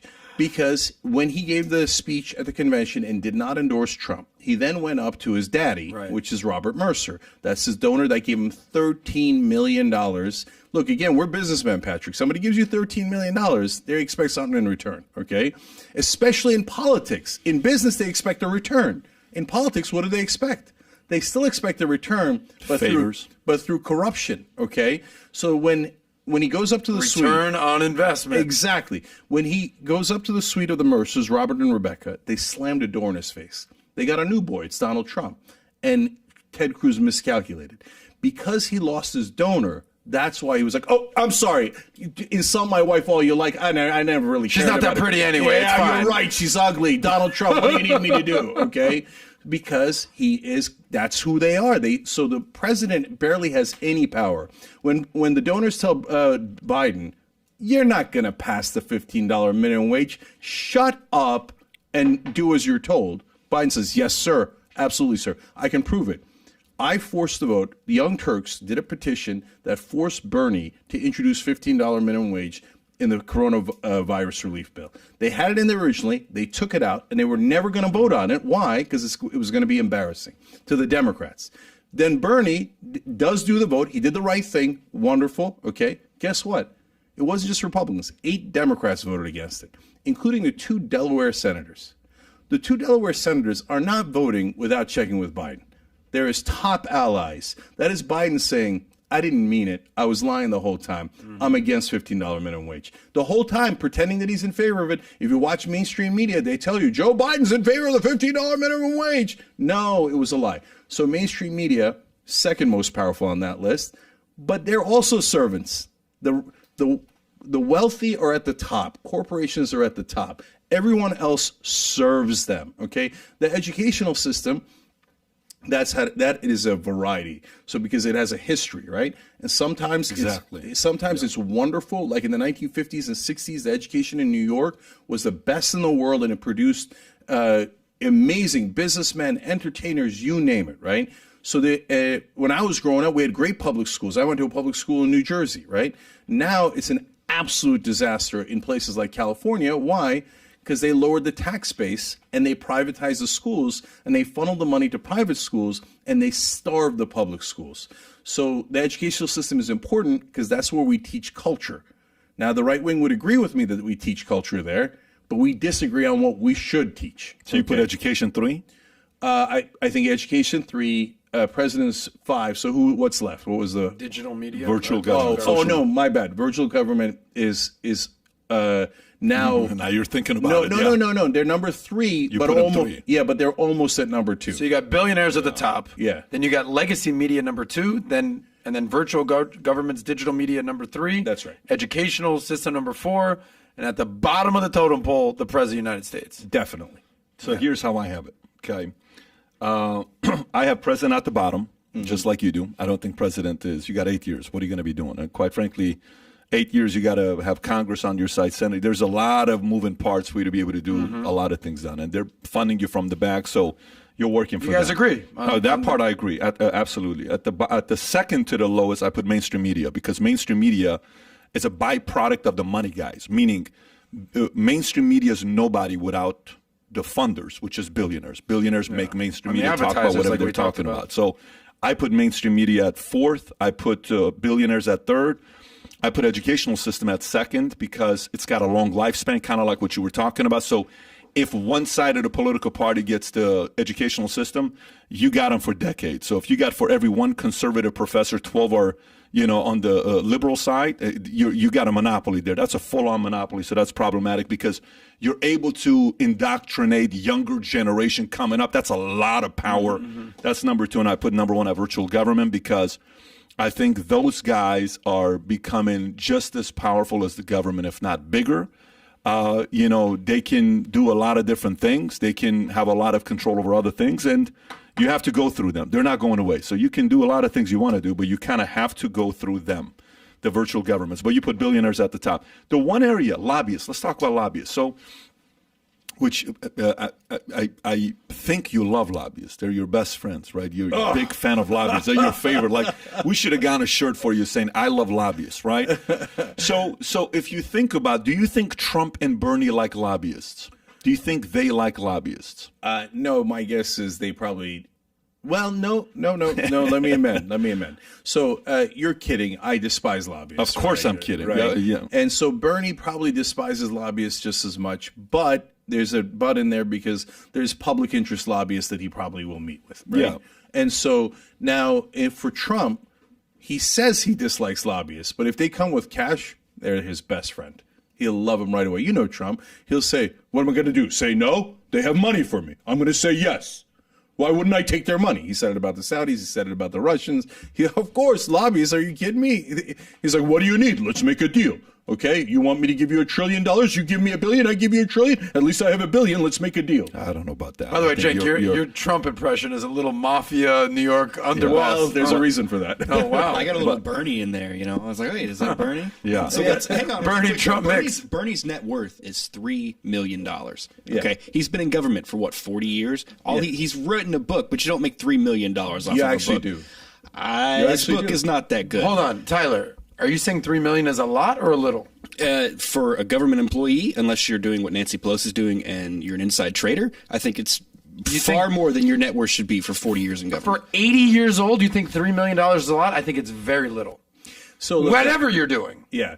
So look, for the average American, $3 million is a ton of money, right? So I hear what you're saying. If you're young. But if for an average politician, that's almost nothing. Yeah, right? I don't think $3 million is a lot at all. To your point about Nancy Pelosi, she's gotten spectacularly rich. She's worth how much? $100 million? She beats the market every time. There's an index fund that tracks Nancy Pelosi's we're bets familiar. because because it's obvious insider trading, right?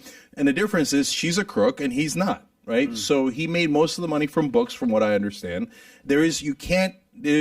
Believe me, if I thought anybody on my side was corrupt, I call them out immediately. I got no tolerance for that at all. So, Patrick, though, you see what I'm saying about Trump likes people with money. Lobbyists have money. So are you saying Trump would say, oh, I don't want a deal? No way. I'm not saying that. But I want to come back to this one guy that asked the question about, which we'll come back to in a minute. But I'm not saying that. What I am saying is the following. If you look at the people that have been assassinated historically, okay, it's been who? Let's just say the ones that we know about. Let's say JFK, okay. He wanted to get away with Federal Reserve, and he wanted to pull out of war. Even Lyndon Johnson didn't like the fact that this guy didn't want. There's a lot of things. They did not like the direction JFK was doing, but he couldn't be controlled because he had money. Reagan, he made his money. Was he a billionaire? No, but Reagan had money. It's not like he was struggling for money. He had a nice place in Santa Barbara. He had, whatever the number was. They couldn't control him.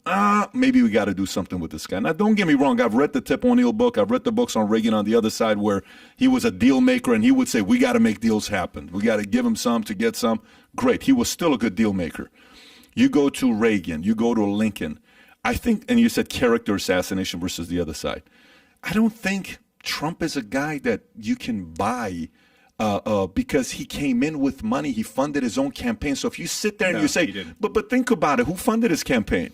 So who funded his campaign? How much money did he spend on his campaign? Patrick, you could buy Trump for like $5. Trump will sell anything, including his soul, any policy position.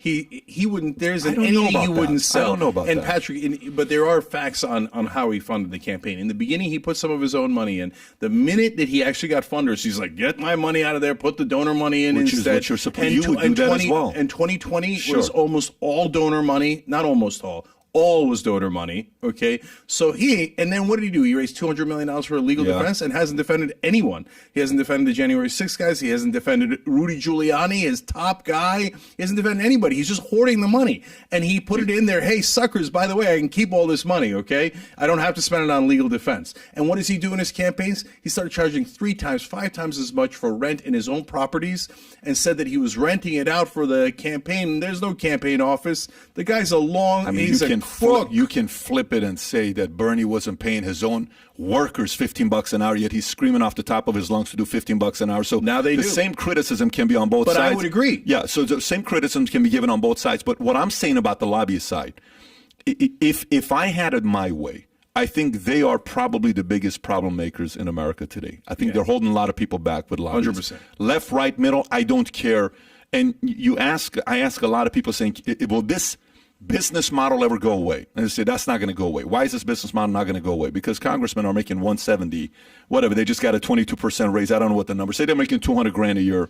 And then they're retiring. And then you got a lobbyist job making $1 million, $2 million, $5 million, $10 million a year. Why would you give up that opportunity to get away with it, right? I had one of my agents, literary agents for my book that he published. He was a former lobbyist. I said, tell me how ugly it is. He says, Pat, as ugly as you think it is, it's 100 times ugly. I said, get out of here. He says, no, I'm telling you, it's very ugly. He says, I made money, but I couldn't wait to get out of it. I didn't want to stay in it because it was a very, very ugly business model. What do they mean by ugly? Like how ugly? Bro. When you say ugly, define that. So you know what does a lobbyist do? Yeah, they buy politicians, basically. So how do you buy them? How creative can you be? As creative as you want, right? Okay, so what does creative mean, though? Go get creative. What things do you have to do? What motives do you have to find? What drives people? How do you there's so many ugly things. I don't even want to get into it. Like, you remember the story with Cartagena, what happened? I don't know if you remember that story. That was 12, 13 years ago where congressmen were in Cartagena partying and different story there. But lobbyists, just open-ended question to you. What needs to happen for the system to get rid of lobbyists, to not even allow for lobbyists? So, boy, you asked the right guy. So I started a PAC called Wolf PAC, wolf-pac.com, to get all money out of politics. Okay, so how are we going to do that? You have to end the private financing of elections. If you finance elections through a private system, the politicians will always work for the people who sign their checks. That's just capitalism 101. That's logic 101. Okay. If you do public financing of elections, then they have to work for the public. Now people go, oh my God, we're paying the goddamn politicians to run for office. Yes, either we're paying them or Soros is paying them, Coke Industries is paying them, then they work for Soros or Coke. If we pay them, then at least we got a fighter's chance of them working for us. And on top of that, you make penalties for if you're getting private financing, you're getting money funneled to either your campaign or your pocketbook, we're going to put you in jail. We're not going to have corruption in American government. You're going to serve the American people and not the industries that are buying you. So you said Soros. I tell conservatives all the time, come join Wolfpack. It's totally nonpartisan. We want to do election reform. You want to do election reform? We want to do election reform. Mm-hmm. We want a constitutional convention. It's actually technically not it's a convention that is put together to amend the Constitution. Conservatives should love that. Progressives love that. The establishment hates that because it's real change. We get the money out, and then people say, oh, yeah, would you take Soros's money out? Of course I would. Why would I say, oh, yeah, take the Koch money out and the Mercer money out, but keep the Soros money? And by the way, Soros is a massive capitalist, right? Of course. Yeah, and so he's socially liberal, but economically he's still conservative as well. So, no, but it doesn't matter. Even if he agreed with my 100%, I'd still take his money out because I don't want the politicians being bribed. So that's how you get at it. The lobbyists will exist, but if they cannot influence your election and they cannot influence your money, then they have a lot less power. You still have to close the revolving door, the one you mentioned at the end when they retire, they get the big checks. And that's the hardest thing to do. Because when you tell politicians you're not allowed to make millions after you retire, they're going to fight you tooth and nail. To the end. To the end. To the end, yeah. Do you agree with him, by the way? Which part? I mean, you're talking about campaign finance reform at the end of the day, right here? And I mean, you're no fan of lobbyists. I know you kind of give him an open-ended question. But so you're saying if you're running for office, use your own money to run for office? No, I'm saying public financing. So you can't take anybody else's money, okay? So otherwise we're worried you're going to work for them. So you go, and the way that it works is you use your own money? In most public financing systems, yes. Yeah. Okay. So it creates a loophole for the rich, and some progressives don't like that. That's a different issue, but the great majority will be just normal people. $5, $10, $20, $50. You have to qualify, and the way to qualify is to get a certain number of signatures. Depends on where you live and your district and your state. You get a certain amount of signatures, and you have to get a certain amount of money raised. But usually it's like $5 or $10 at a time. So you're actually raising money from real people. Right. It's one thing to do a signature at the mall. It's another thing to give somebody $5. Big difference. Yeah. Well, this is what you're talking about with Bernie. His famous thing is, do you understand the average voter give me $18 as an individual donation? Did you follow the Michael Porter and Catherine Gale when they came out with the book, The Industry of Politics, and they're trying to change the voting system? Did you follow any of that or no? Not specifically, Okay. No. Anyway, so it's a similar, they're going in a similar direction. But question for you. Who, by the way, if you go with that format that you're talking about, who would win? Who would that benefit? And who would be against it? So say you go to format that I get to use my own money or public money to run for office. You're saying that because you think that would benefit Bernie because Bernie would get the most public money. No, I'm saying that, first of all, I've been saying that for 20 years, well before the rise of Who would that Bernie. benefit, though? Well before grassroots fundraising was even a thing. So it would benefit the people because, and now then it gets to the question of, do I think the American people are fundamentally progressive, or is it a center-right country, as the media has told us our whole lives? Now, if you're a conservative and you think the country is mainly conservative, you would love that system. I'm a progressive, and I think the country is 2/3 progressive, so I love that system.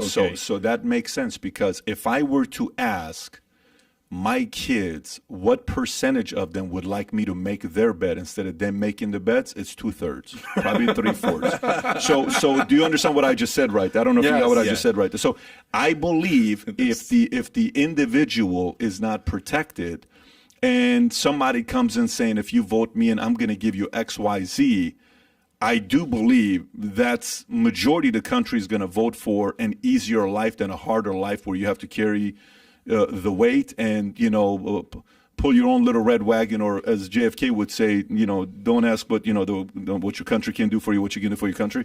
But yeah, it's interesting to see that would benefit. But by the way, but Patrick, you just made an argument against democracy. Tell me why. Because you're saying, well, if we let people vote for their own interest, they're going to vote for their own interest. Yeah, that's called democracy. Yeah. So then the question is, what is the right balance? Okay, because that's always the balance that you have to strike. Because let's say the people voted for, hey, you know what? I want the government to give me to give us each $1 million, right? Well, the government's going to run out of money instantly, right? And then all of a sudden they're not going to have any social services. Nobody's going to pick up the garbage. Why? Because we already gave you $1 million. Then they're going to go, oh, okay, we overdid it. Sorry. Let's course correct. Now that's an extreme example, obviously, right? And you would never get to that point, but you would get to a point where you would tip the scales into the wrong balance from time to time. But the idea that we should not serve the people because then they will want things is absurd. That's the whole point of the government, is to serve the people the things that they want, like security, police, military, etc., right? Healthcare, so they can stay alive, and other things. And then we all decide, hey, do we want that or don't we want that? At what cost do we want it? Instead, the system we have now is the very, very rich decide what they want, and they get the media to lie on their behalf about what they want. I get it. So what I would say is I would flip it on you, and I would say I'm okay with that side as long as we add an element of you having to earn the right to vote, which you're not going to like this. But earning, of course you're not going to like that part, because to me, if I'm living in a household and my kid wants to tell me what color I should paint the wall and he's 18 years old, not paying rent, you have no right to tell me how to paint the wall or do anything. If you contribute to society, no problem. If you're paying taxes, no problem. If you've earned the right to get a job or get a degree or serve the military, no problem. Minus the 1% who don't have the ability, they're disabled, they have health challenges like that. I think everybody else needs to contribute to society to do that. The structure, the whole. Patrick, hold on. Let me just say two things about that. One, again, just definitionally, you're going to go back to democracy, and I'm going to say republic, where the individual has to be protected. So you're against democracy, right? So let's just be clear. I'm for the following. I came to America feeling I need to do more for America, not America needs to do. America doesn't owe me shit. I owe America a lot. No, I'm sorry. What do you mean it depends? So America didn't tell me to come here. I chose to come to America. I owe America everything, not the other way around. No. So Patrick, I came to America too, and I love America. Okay. And I'm super. We love a different America, but yeah. Well, apparently. But I'm optimistic. I love this country. I think we're going to get back on the right track. I think we're in dark times now, but we're going to get there. And this country gave me a lot of opportunity, gave my family a ton of opportunity. It's okay. In agreement. Right. Yeah. But it's okay to say one of the reasons we came here is because it's a democracy and we get to have a say. We get to have a vote. That's part of the reason we love America. You're right. And you got to earn the vote. No, you don't. Because Patrick, think about it. Okay. I think you said you were poor. We were poor when we were growing up, right? Very much. Poor would be an understatement. Yes. Poor would be rich to us. That's right. Yeah. And so what did the government do? It gave you a set of opportunities. It gave you a public school. And for my dad, it gave it all the way up to college. But for us, high school, right? It gave us roads and bridges to And I'm drive indebted on. to it. I'm indebted to it. You're indebted to Yeah. the United States government. Okay, good, great. I appreciate that. But that's my government. I'm here now. It can't say, hey, welcome, thank you, here's the thing, the dream that we sold you. But now the rich run the country. So No, fuck that's off. not what I said. That's not what I said. No, I'm Right. sorry. But wait a minute. You came to America and you've, in your own way, contributed. You said you got 70 employees, right? Yeah. That's 70 people that are not relying on the government for an income. They're getting it from you and Young Turks, and you got 30 part-timers. But Patrick, it's always balanced because they also get a lot of things from the government. They also get police protection, fire department, I'm not schools. They get disputing that. all those things from the government. But I'm not disputing that. Are Yeah. you kidding me? Of course, if you and I were to start a country right now and we go and say, hey, we got 10 million square miles or whatever. We got 10 million, we got a good sized land. Say South Dakota's ours now. And we want to attract people. Nuclear war took place. We're running this place. What's the first thing a mom's going to ask before they move to our country? Security, safety. of course. So she's going to want military. She's going to want police. She's going to want fire department. Moms are going to decide what state and country they're going to feel safest to put their kids to, right? Yep. And that's where they're going to go. I fully support that the fact that you're offering that to me, right? Yeah. America's offering that to me. But I'm indebted to America for offering that to me, meaning I have to give back, not I have to take. But Patrick, do you think that when you and I were poor, we shouldn't have been able to vote?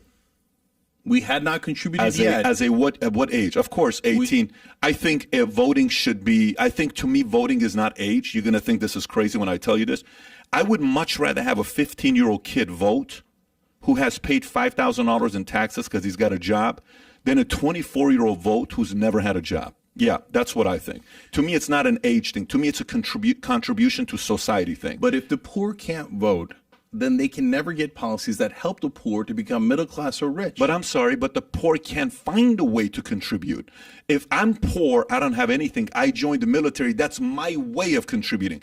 I work at Haagen-Dazs at 15 years old and I'm paying taxes. That's the only way I can contribute. I don't have a lot of money. I'm poor. My mom's living there with my sister now. My dad's having heart attacks left and right. He's making $1,500 a month at 99 Central in Westwood. Then he moves to Inglewood, right by Great Western Forum, which you know that entire area.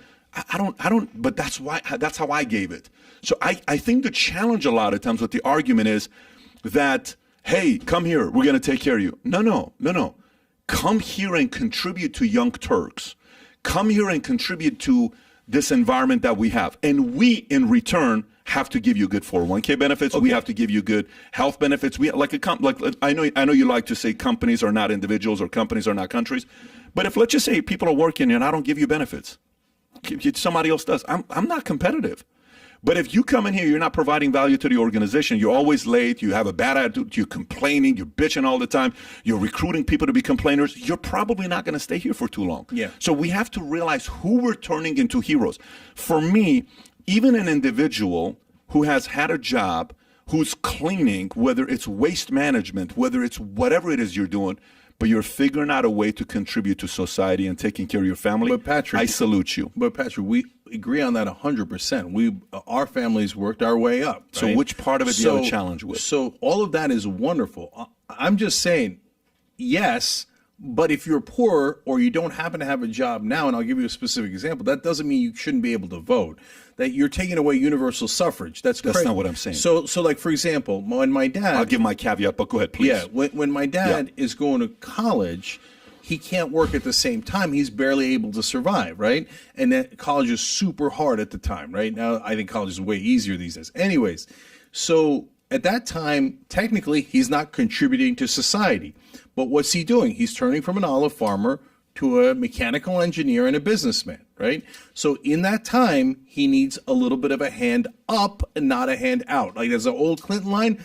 It's true. How long, though? Yeah. That's the question. And by the way, Patrick, will some people abuse that? Of course. Yeah. It's human nature, right? And you put in safeguards, you put in guardrails, but it doesn't mean you take it away.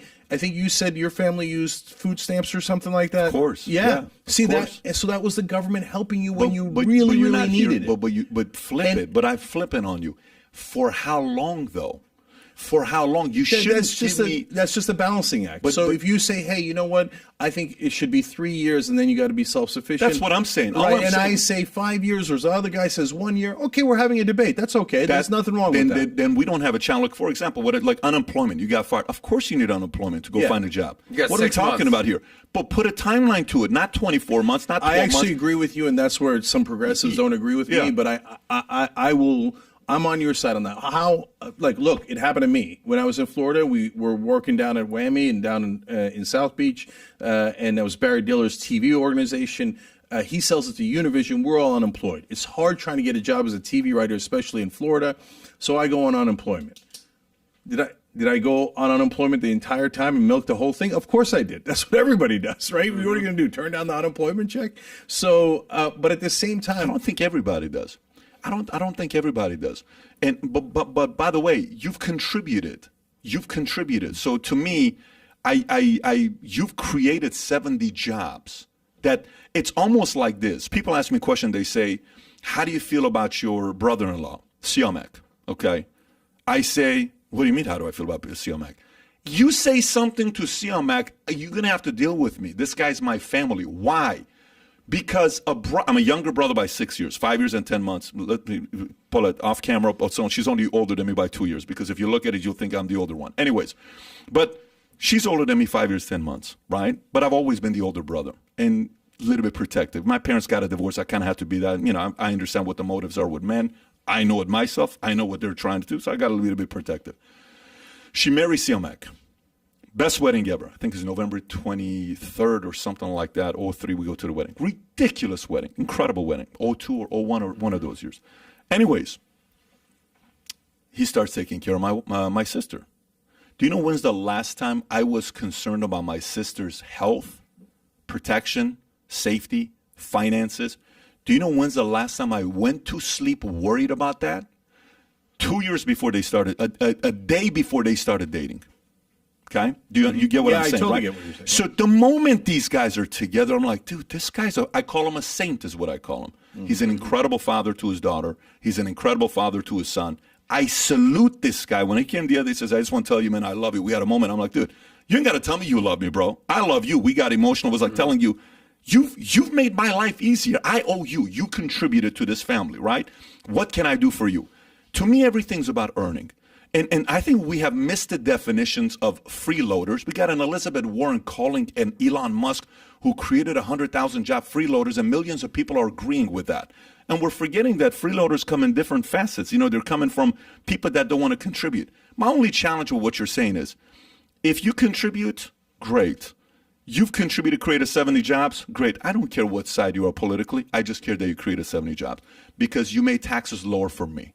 And my hat's off to you.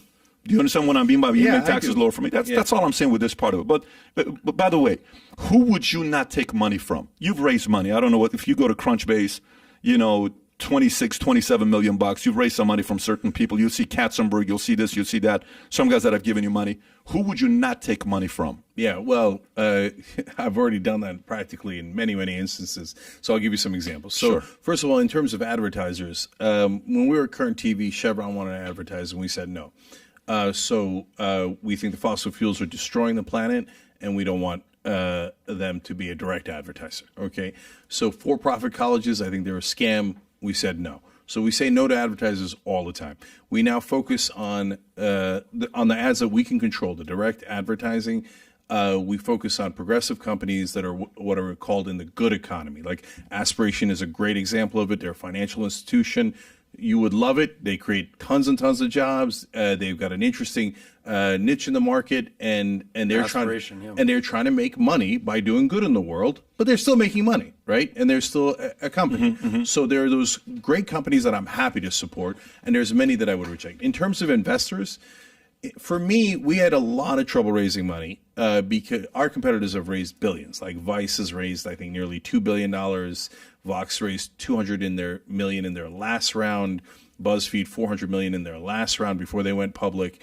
So we raised $20 million in our last round. All in all, we've raised 25 throughout the entire history of the company. We've actually paid back a lot of that money. So I now control the company completely editorially, managerially, financially, in every way, right? So I'm super happy that we've got complete control. But that was really hard, Patrick, because a lot of people, investors, they don't. In the VC world and the private equity world, it doesn't work like in right-wing media. In right-wing media, a fracking magnate comes in and says, I will give you funding to start your company, but you're going to have to be pro-fracking. That's just obvious, okay? In the VC world and private equity world, they don't care about your politics at all. They just care about the bottom line. How quickly can you grow? How quickly can you get them the money back? What's the, if it's debt, what's the interest rate? If it's equity, how much equity? What are the rights associated with it? So the reason we had trouble is because I'm a pain in the ass. I'm a stubborn guy. And so. Do you want to change? No, not at all. Well, that's kind of the definition of stubborn. Yeah, but there's an irony there because I've changed a lot of my positions throughout my life. I told you earlier I was a Republican, right? So I now can't stand Republicans. But I don't think it's position like that. I don't think that's the position. I think sometimes the entrepreneur, I, are difficult to deal with, which naturally that's an entrepreneur spirit because you're like, hey, but the one thing I had to learn the hard way, bro, very hard way, because I'm also, extreme. I'm my dad's son and my mom's son. So if you meet both of them, you'll realize it's like double whammy from both sides that I got, right? So Middle Easterns are not really so. But I had to learn. I had to sit there and say, okay, all right, this makes sense. Why the concern you would have with this? Okay, this makes sense. Okay, like for example, I'll give you one thing. I had a call with my board, and my board had a call, and it was about vaccines. Okay, and hey, what are we going to do to increase the vaccinations of our sales offices? Because you got to go and why don't we offer it to them? Why don't we have somebody go and fund it and spend the money? I'm like, okay. So it was a 3-hour board call strictly on this because there was breakouts. And when there's breakouts, you got to have these calls. We don't want anybody to have any kind of health issue. So we had these calls and we went through it. I said, okay, I'm going to think openly and just keep poking me and push me and challenge me and see if I have a leak in my argument. And so that's what we did. So I said this and they said this. Well, Citigroup was doing this. Well, I'm not Citigroup.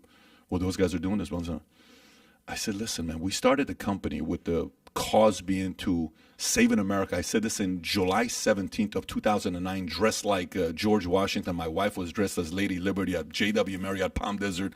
We had a 40-foot Mount Rushmore on stage, and I'm saying saving America by bringing back the free enterprise system and hope to American families. Like my whole premise is freedom. You want me to force these guys to do this, to go there? I don't know if it fits the vision, if it fits the cause, if it fits who we've attracted all this time. But what I'm willing to do, I'm willing to make people feel comfortable because a lot of people were feeling uncomfortable about if I get vaccine, am I part of that community? If I don't get vaccine, am I part of this community? It became so political that if you got a vaccine, people almost didn't want to say if they're vaccinated or not. Yeah. So I did a video and I sent it out to everybody. And I said, look, guys, this is the video I'm going to do. And I told the board. And they said, very reasonable, do it. So I shot the video, I sent it to everybody, said, and I said, look, guys, here's where it is. There's a few different camps with vaccines. There's a camp that has it and doesn't give a shit if you care whether they got it or not, and they'll publicly advertise it, and they think everybody should get vaccinated. There's a camp that doesn't want to get vaccinated because they think this is a conspiracy theory and they don't think they need it. Unless if you're XYZ age, you shouldn't get it, kids. Okay, that's that camp, right? They knew what my position was and where I stood. I told everybody my position. I said, but there's a camp in the middle that you feel guilty because you're going to disappoint somebody. Here's my suggestion to you. Let me speak to you. And then I spoke to that camp because that camp was having a hard time making a decision on which way to go. And then the board said, fair. You allowed some people to come and openly come out and say, hey, I got the vaccine. Good. Hey, after a research doctor, I'm not. Great. But we took that approach. I had to learn that as a CEO and a founder, and it was very, very hard to allow that feedback to be given. But I think the other part is also the vision. Like, what's the vision of Young Turks? Yeah. How big you want to build it? How big you want to scale it? Maybe you're not Vox. Maybe you're not Vice. Maybe you don't want to go that angle. Maybe, because what makes it very complicated for guys like you, Shapiro, Glenn Beck, is you're also talent, which is tough, right? Yeah. I mean, if you're also, it's a lot of pressure on you that a lot of people don't realize because, you have a talent. You're like, man, I want to try to recruit this guy, but shit, I just said this on air and it's very complex with the position you got. So I can understand the complexities of where you're currently at. Yeah, well, honestly, a lot of executives are are what more in the establishment Democrat camp, to be honest. Okay, and so when they see me on air and I'm ripping Biden and I'm ripping Pelosi, etc., they get uncomfortable, and so they're like, I don't know that I could, do Sponsor. that. Yeah, and so that's just the realities of it. That means we just have to work harder. So look, in business, I believe in win-wins. You win-lose is short-term, win-win is long-term. Yeah. You can get to win-win, but you just have to work harder to get to win-win. If you got a $10 million a year offer right now from MSNBC for 3 years, would you take it? Absolutely not. You wouldn't take it. No. Fox I TV. already turned down MSNBC. It offered me over $1 million back when I had made no money. Had no But money you at were all. going to be a contributor, and you were not going to have you were not going to be 6 p.m. You were going to be on the weekends, I think, right? If I Yeah, so recall. I had 6 p.m. Yeah. They wanted to move me out of 6 p.m., Yeah. even though I had the highest ratings they ever had at 6 p.m., into the weekends. Yeah. And my point wasn't, hey, you're moving me down. My point was, why, right? Because I said, Phil, who's running it at the time, Phil Griffin, I said, if my ratings are the highest you've ever gotten, is the ratings a problem? He said, no, of course not. I said, am I a bad guy internally? Am I causing trouble? And there's, no, everybody likes you. Okay. So what would get me back from the weekends to prime time is what I asked. And that was the most awkward minute of silence you've ever seen in your life, because the real answer was, stop criticizing Democrats. And he can't say that to me. So he just fumbled around and basically said at the end, do you want it or don't you? Thinking nobody ever says no to cable news. Nobody ever says no to that kind of money, right? And so I said, no, I don't want it. And I did my own thing. And so to your point, Patrick, about entrepreneurs, we're stubborn for a reason, because we have a vision. We have a certain vision for what to do. So if you tell me I got to apply a set formula that doesn't make any sense for my company, for my business, because you learned that in business school or you apply that to every company that you went invest to in. Wharton. It's not like you went to Wharton for management. It's not like you went to a community college. Right. No, I'm not going to do your set formula. I'm going to use my own judgment, and I'm going to execute my vision. I just learned long-term humility helped me out, and being too cocky and arrogant hurts when it's the business. If you're the talent, no one gives a shit. Like, for example, have you seen the movie The Late Shift with the story of Letterman and Leno? You ever seen that movie? No, I didn't see it. I think you would highly enjoy it. If you've read the book, I've read the book and I've watched the movie. It's a 90-minute movie. No, I on should Netflix. watch it. You're right. I think you would really enjoy it if you watch it. But I have guys that I want to recruit and I want to put them on talent. And I'm sitting, I'm like, man, I'd love to have you on, but some of the shit you say is going to get you a strike on YouTube. It's just going to get you a strike on YouTube. So you know what? I'm going to be a little bit patient, and I'm going to create a platform that a guy like you, I can recruit you and I can pay you, but I'm going to put you on an OTT, and you can make money, revenue, membership, all of that, but you can say whatever the hell you want, because the bylaws are no longer what? It's no longer a YouTube or a Facebook or a this. But if today, YouTube, you say one thing, this, that, vaccination, next thing you know, they're taking the whole thing down. They did that with a few different channels. They took about 80 of our videos down the last 2 years. 80 of our videos they took down the last 2 years. So you have, until we have our own YouTube, until we have our own OTT, until we have our own thing, you got to play by different rules. Let's talk about Joe Rogan. Joe, you were on Joe, I want to say 13 or 14. I don't know what it was. It was when you guys were on. That was fantastic, by the way. Thank you. It was a while back. Yeah. 6, 7 years. And by the way, there was a lot of admiration both sides when you guys were talking, because he was like, the coming up, and that was before he was getting the 11 million an episode a week or whatever it was. And you were like King Kong, when you guys sat down together. But you made a comment. You said, if Joe's something, I'd kick his ass. I'm taking it out of context. Of course, I'm assuming you were just kidding. You were upset about what he said. Can you unpack that exchange? Comments you made about Rogan. Yeah. So I like Joe a lot, and we even grabbed lunch. We were friendly. I was thinking of. I even pitched him to be a host on a show we'd pitch to cable or networks, etc. Okay. Really? And I like Joe's independent attitude a ton, right? Or what used to be an independent attitude, right? Nowadays, I think he's lost his way. So I think he got captured by the right wing. He doesn't even realize it. Almost all of his guests are right wing or fake left wingers who are pushing for right wing agenda. And so, he's surrounded himself with a wall of right wingers, and he's created a bubble. Bill Maher's the same way. A wall of right wingers. All their friends are right wing, right? And so now he's not independent. He doesn't do both sides. He doesn't have real. You think he's a right wing? Yeah, of course. You think Joe's right wing? Yeah, I do. Yeah, and so is he Right of where, though, Cenk? No, do I think he's right? Right of center or right of you? No, right of center. Okay, but Rogan? Okay, And Bill so Maher too, you're saying? again, it depends on the issues. So you can take an issue that Bill Maher is super liberal on and go, come on, you can't call him right wing, right? But I could show you 10 issues where he's just obsessed with cancel culture and only from the left wing perspective, not the right wing perspective. He loves, by the way, Bill Maher loves corporate Democrats. Okay, just loves them to pieces. So, so to me, on economic issues, he's same issues as all those corporate Democrats. Anyways, so Joe, it's a matter of emphasis. So I hear that he's pro-choice, but does he ever talk about that? Almost never, right? But on any right-wing issues, oh my God, trans rights, this, that, the other thing, he's like super animated about, right? Whenever it's a right-wing issue, he will spend hours and hours and hours discussing it. If he has left-wing positions, not a peep. There's a thing called audience capture, where your audience starts to go in a certain direction. It starts to build momentum.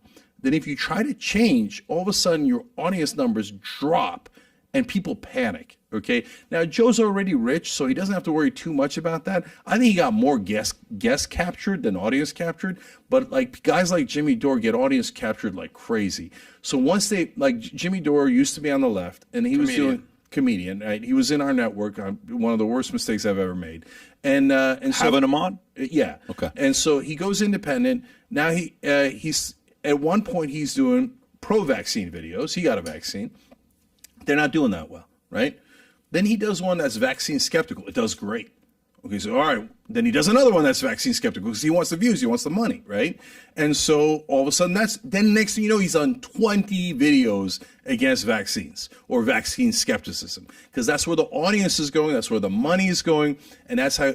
And there was a progressive in our network who said, look, the same thing happened to me. I was criticizing Democrats so much from a left-wing position, but I was criticizing Democrats. And one day I woke up and I found out my audience is right-wing. Like I asked him a poll question. Holy cow, these guys are like 70% right-wing. So he's like, I had to make a principled choice there. And I did. And I cut off 70% of my audience.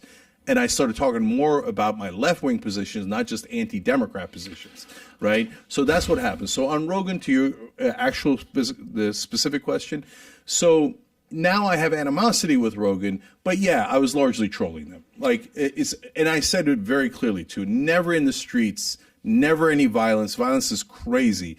But I was saying, if you want to step in the ring, I mean, obviously, you know what would happen if you stepped in the ring. You're not naive. So would Joe have a massive advantage? Obviously, look at me. I'm 52. I'm very overweight, etc. But by the way, I don't think it would be a foregone conclusion. Oh, you think you could take Joe? Okay. Now, Are you saying you can take Rogan? Bro, one kick in the side, you'd be peeing blood for a week. Have you seen his kicks? Like, yeah, I've seen his kicks. Okay. So listen. I appreciate your confidence, though. I got to tell you. No, but I'll tell you why I do it. Okay. So look, number one, I'm okay. A trained person is of course better, and by a lot, right? So, and a guy who's in shape is opposed to a guy not in shape by a lot. So I would do tons of training, etc., and I'd still be a massive underdog. Okay, but I'm a brawler. And so it's not just that I fought my whole life when I was growing up, etc. It's the will in you, right? So if he's going to beat me, he's going to have to beat me. He will beat you, though. Yeah, and that's fair. Yeah, and that's a fair conclusion to reach, okay? But my point is, I'm tired of people running over the left wing, okay?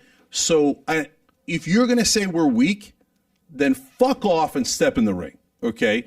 So step in the ring ideologically. That is what I would greatly prefer. By the way, I did this with Michael Smerconish a long time ago on HuffPost, right? Mm-hmm. He's talking shit about, the wussification of America. And I was like, all right, bitch, then either get in the ring from a debate point of view or get in the octagon or whatever you want, right? Because you're saying we're wussies, and I'm saying I'll kick the shit out of you, okay? So you tell me, you know what Michael Smerconish did? He ran like a bitch, okay?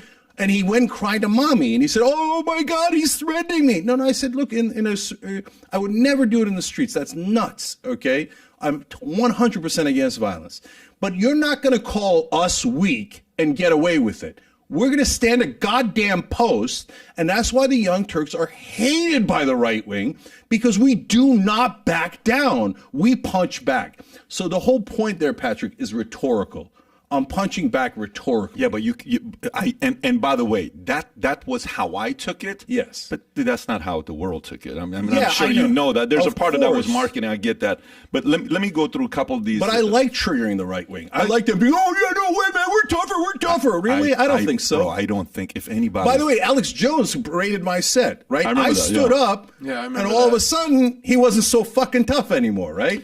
So all these fake tough guys in the right wing. Joe is not a fake tough guy, though, bro. Okay. I get what you're saying. But and in regards to him being right wing, like that is the guy said he would vote for Bernie Sanders. Yeah, I he's thought you guys had found common ground on Yeah, that. he did, right? Yeah. And so that was like the last semblance of him being independent. Since then, he's gone completely in the other direction, 100% in the other direction. And by the way, he supported Trump. Trump's a lunatic. So, I mean, you can't say you're What do you going to mean he vote for supported Trump? He said that look, if I'm wrong, I'm happy to retract it. But my understanding was he said he doesn't like either option, but between Trump and Biden, he preferred Trump. Oh, at the time, okay. No, I think the way he said it, is he thinks Trump had a stronger way of dealing with things than Biden does. I don't think he said I would vote for Trump over Biden because he could clarify. By the way, why doesn't he clarify? That's such an easy thing. I think he does. Like Tucker won't say whether he took the vaccine. Why don't you just say it? What's Yeah. wrong with you, right? Yeah. Joe, who'd you vote for? What's the big deal? I mean, you do a show that's got politics all over it. Yeah. Well, why would you be afraid to say who you voted for? And if I remember with Jimmy, Be a man. somebody said it here as well, Vanessa Aponte. But by the way, Jimmy all of a sudden started showing up, and he had an adverse reaction to the vaccine, or something happened with the he's vaccine that full he of talks shit. about. He didn't have any adverse reaction. So he's trying to make money. He's a total con man. So here's a few things Jimmy I Dore. want Jimmy to. Dore. Let's go through some of the super chat, and if we can get callers in, if you want to get people to call in, we're going to go to a few callers here because people want to talk to Cenk. We have okay. So Cruz, okay.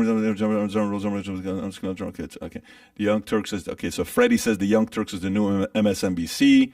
Robert Blake says we have a system that works for most people. The problem is largely education and to some extent healthcare. Capitalism isn't a problem to solve.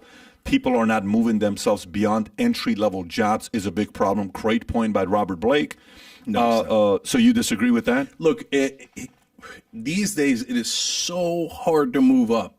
People say, oh, yeah, go to Burger King, get an $8.25 job, and then magically work your way up. Yes, you can, but it's not magic. What do we need? We need resources to be able to. So here, guys, I'll give you a quick sense. This is based on race, but it gives you a sense whether poor or white, or rich, right? So the average wealth for a white family is 10 times that of a black family. It doesn't mean a black family can't make it. And I agree with you, Patrick. Hey, industrious, work hard, believe in education, etc. And so do almost all black leaders. They all say the same thing. But is it harder, when we know from personal experience, is it harder to get up when you have 1/10 the money? Of course it is. It's like doing a 100-yard race and somebody's starting at the 80-yard line and you're starting at the 0-yard line. Yeah, maybe I could win, but that's going to be tough. That's going to be tough. So constantly yelling at people at the bottom of the economic ladder is not the right way to do it. Encouraging them in positive ways, giving them the right incentive structure, that's the right way to do it. Yeah, but at the same time, the guy that makes it with nothing is 100 times tougher than the guy that was handed stuff out. Okay, the guy that makes it from nothing is going to be more. That's why I'm 100%, 100 times tougher than Trump. Here's another one that we got, Patrick, Christopher Chapman. Patrick, what about a basic civic test to show you understand how the country government works? People I would who love don't that. care understand what's going on. No, okay. In reality, I wouldn't do it because those tests then get rigged. That's exactly what Jim Crow was. But are you kidding me? If we did a civil test to vote, we'd eliminate 90% of Republicans. They don't know what's in the Constitution at all. I mean, the politicians don't know. The voters don't know. They don't know anything about America. You don't think it's the same on the left also, though? So when you do polling, you see that both sides have issues. Like, for example, Bill Maher, as mad as I get at him, did make a good point the other day. You always have to listen. You always have to be open-minded. And he said now, like, Democrats think if you get COVID, there's a 50% chance you're going to die. That's Oh, crazy. yeah, That's nuts. That's not true at all, right? It's it used to be about like 1 to 2%, and that was dangerously high. Now it's way lower than that. So you have to actually do facts, science, etc. Right? So it just depends on the circumstances. I keep going back to that because I need people to use their minds. So can Democrats be wrong from time to time because they were watching MSNBC, CNN? Of course they can. Of course they can. But on average, the Republicans get factual things massively wrong these days. So the things like the election was stolen, just not true, not remotely true. Right now, every right-winger is going, no, I read it on JimJablowski.com on Facebook. No, he lost 60 cases in a row. He never presented a single piece of evidence. All conservative judges, all Trump-appointed judges said you did not present one piece of evidence of fraud. So he lost 60 cases in a row because there is no evidence. All those Republican legislators in the swing states said there was no fraud because there was no fraud. It's a giant, giant lie. And 40% of the country has lost its mind. Did you ever on Young Turks talk about that? Trump was a Russian spy and the Russian story. Did you ever yourself talk about that he was linked to Russia? Yes. Okay. So let me explain. So I did what is...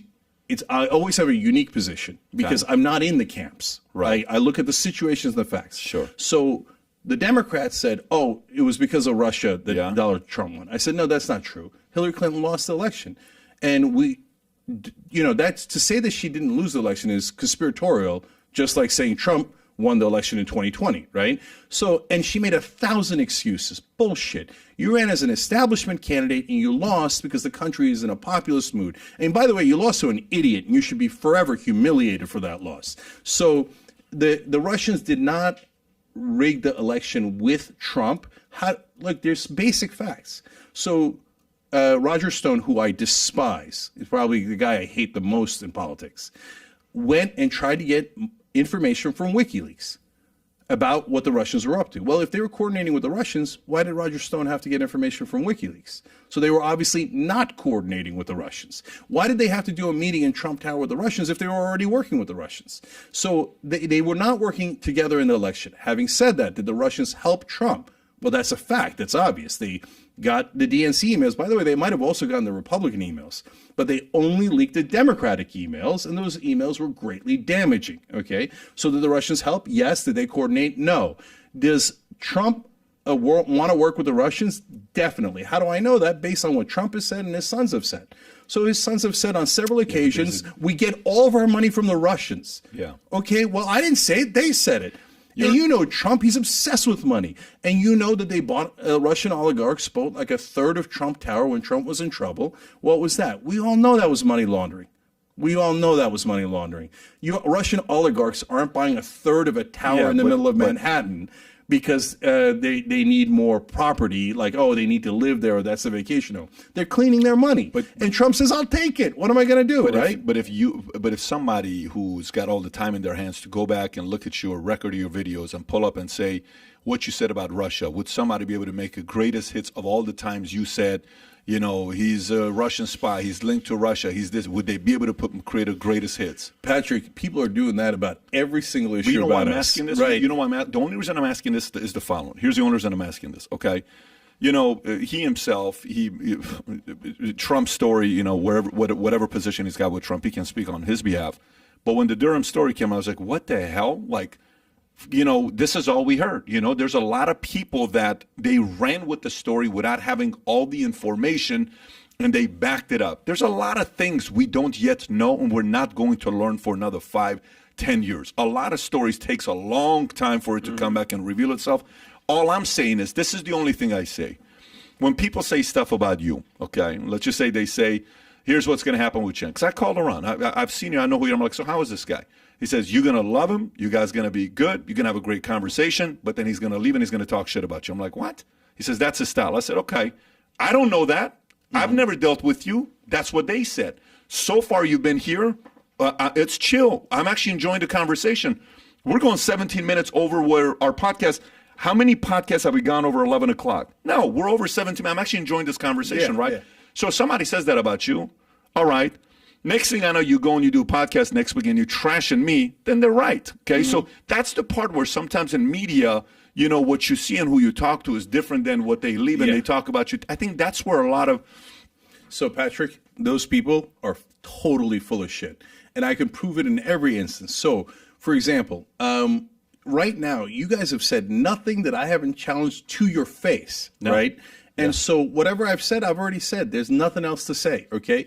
So we have a debate with Ben Shapiro, for example, right? I said my piece. He said his piece.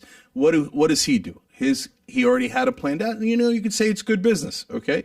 But he immediately takes totally out of context clips and chops it up and puts it all over the internet. Okay, fine, no problem, okay? Then I respond. When I respond, they cry. Oh, Young Turks, oh, I can't believe they took parts of the video. Wait, bitch, you just did that a minute ago.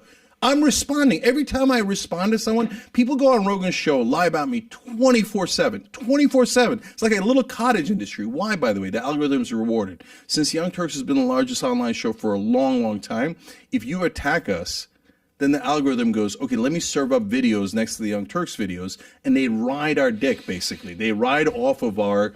You're saying Shapiro rides your dick? In the beginning, he did, for sure. Yeah. Crowder, oh my God, he used to dress up as me. He would go around town dressed up as me. I mean, it doesn't get any more riding a dick than that, okay? And so, I don't see Shapiro as one of those guys. So he's happily married, he's got kids. No, I'm not, no, it's just a saying. I don't mean it that way.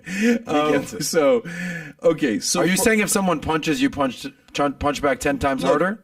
So that's what you're saying? That's exactly right. So you and Trump have something in common. That's exactly right. No, by the way, that is right. Yeah. So what I'm trying to teach progressive politicians is, look, don't go around picking fights for no reason, for theatrics, to make yourself feel better, to vent, etc. But pick fights for a purpose, or answer fights for a person. My dad is the most peaceful guy you'll ever meet. I don't know why he told me this, but he told me when I was growing up, he said, never punch anyone first. But if someone punches you, punch them back so hard they never punch you again.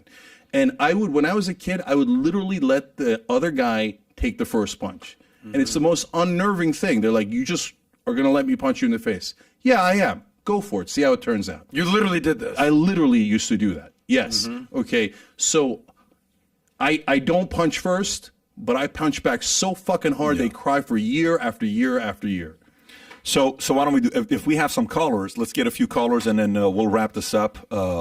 You know what I love the most? Here's what I love the most. I love a good debate. I love a good exchange. I love the fact that audience wins. What our format is right after this, we're going to do, how many short clips are we going to do? 5, 7, 8 we'll have 12 short or clips? 13. Okay, and they'll go on VTSC, and they're 3 to 8 minute short clips that'll go on there and it'll drive back to the interview. But if you got callers... Let's get a few callers. Yep, John's got a few callers on the line. John, sometimes he only takes callers from ladies, but John, let's see who you got here today. We have Roberto. Okay, good. Roberto, how are you? I'm doing great. I have a question, Patrick. Love the show. Love the civil discourse here. So my question is to both you and to Cenk. I'd love both of you to answer this.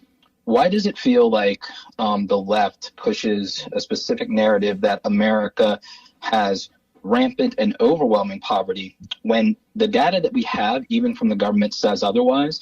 It's horrible that we have poverty, but it is less than 14% of the country. So over 80% of people not in poverty sounds like a pretty good thing. The median income is $55,000 a year. You can live on that in most places of America. 65% of American adults are homeowners, less than 1 million homeless, less than 250,000 unsheltered. So why are we being convinced of a narrative that Americans are destitute when we could talk about improving it? Why is the narrative from the left that everybody is poor when that's clearly not what the data says? Yeah, so that's not the narrative, but it is a failure of the left that it has left you with that impression. So when you talk about income inequality, that doesn't mean everybody is poor. What it means is there's something wrong in the system, that instead of everyone having the same rights and the same opportunities, the system's been rigged in favor of some. Cenk, what rights don't people have in America? So, for example, when an oil company, and there's a lot of different issues here, right? But I'll try to give you some examples. So when an oil company gets $14 billion in subsidies, well, Roberto, did you get $14 billion in subsidies? Cenk, I didn't provide services to millions of people in America or Provide export to other services? They're countries making a abroad. profit. So What do you mean? I'm not entitled No, to equality. They're not entitled to it either. Cenk, What Cenk, services? I don't do They that. provide And the services. oil We pay companies, them. We pay that's them a not lot of money. working class American issue.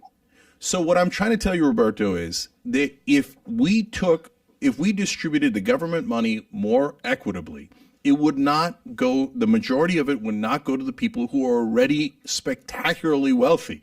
It would be more fairly distributed, and that is what you should root for, not because, hey, we just want to give money to the poor, because we want a government that actually functions and gives equality of opportunity, not results, equality of opportunity. And I keep going back to the example of my dad getting a college education for free, because that's opportunity. Nowadays, you don't have that opportunity. And Roberto, like, I've had people on the show, and you see it. Back in the day, you could buy a house in LA there's a guy in Manhattan Beach who bought it for $15,000 in the 1960s. Now, all those houses cost a couple $1 million at a minimum, But Cenk, right? everything costs more now. College costs 3 times as much because the government decided to back student loans without capping the interest rates with the banks, which they should have negotiated. You, I think, agree with the student loan debt crisis. Yes. Everything is more expensive. I can't buy anything for the price it was in the 1950s. And people in the 1950s couldn't buy it for the price in the 1920s. That argument makes very little sense. And not everyone lives in California. Anyone can actually, with a working class salary, get into a home in North Carolina or Georgia or anywhere in middle America as a starter home for about $15,000 because they don't need 20% down. They can do a 5% down payment. Roberto, yes, it's higher in interest. Roberto, you can be a homeowner and be working class. So you guys have a sense that the left thinks you shouldn't work. And that drives me nuts. When did I say that? No, it's overall this idea of like, hey, we're making it seem like the country's impoverished and we need to give all the money to the poor. That's not what we're saying. All we're looking for is equality of opportunity. So if you say, hey, the government, if you say the government, Cenk? Hold on, Roberto, if you say the government didn't do the right interest rate on student loans, okay, great. But I think the government should provide free college so you all have opportunity. But then afterwards, not necessarily give you money like universal basic income, et cetera. Earn your way, but set up a fair system. So it isn't emphasizing the poor or saying America's poor. In fact, we say this all the time on the show. America's the richest country in the world. And then we say we can't afford health care for our citizens. Every other developed nation has universal health care. They don't let people die. We let people die. Then when you're dead, you have no opportunity, right? So how do we do that if we're the richest nation in the world? Obviously, we have enough money. We're just choosing not to prioritize the average American. We're choosing to prioritize the richest people and the biggest corporations. Roberto, where are you based out of? Just curious. We lost them. Oh, we lost them? Okay. Roberto, if you're listening on the podcast, text John back. Would love to stay in contact with you. But appreciate you for your question. Cenk, thank you for taking that question. Let's go to the next caller. By the way, before we get to the next caller, Yeah. breaking news, Jen Psaki is leaving the White House for MSNBC. Of course I don't know if she you want to is. address that. Yeah, it's all one giant circle, you know what. Pull it up on the news. Okay, so so they hire these government. It's a revolving door. So hey, now she's going to get paid millions by MSNBC. Guess what she's going to say?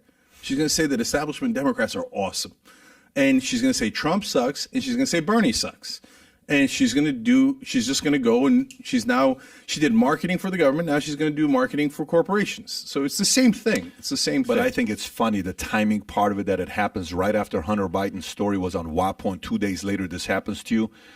Talk about timing. When Jedediah got fired a week after she asked the tough question from Hillary Clinton, you know who I'm talking about, Jedediah Bill. I think we had her on a few months back. That was a timing thing. This is a little bit of too much of timing. Do you think it has to actually do with that? I'm just purely speculating. I don't have any information. I'm speculating.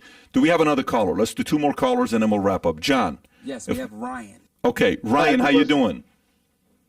Hey, good. Thanks so much. Thank you so much, you guys, for doing this. Seriously, like this is like amazing what you guys are doing, talking together.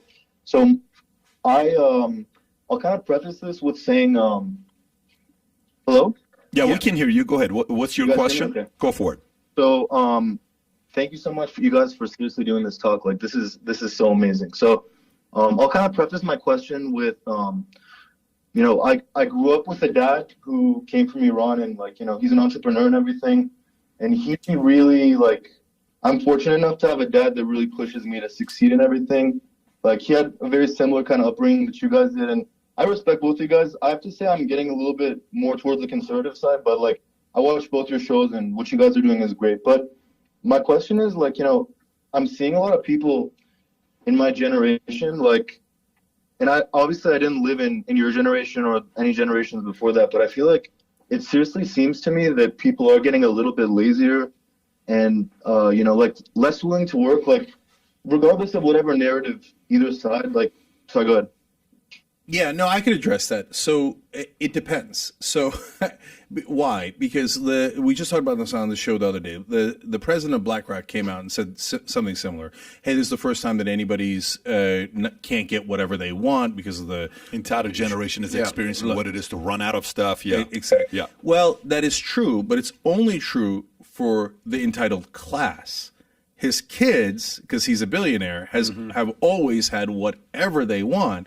But now you have supply chain issues, and all of a sudden they can't order their next Lamborghini, and they're crying to daddy. So are they entitled? Of course they are. But it's not just them.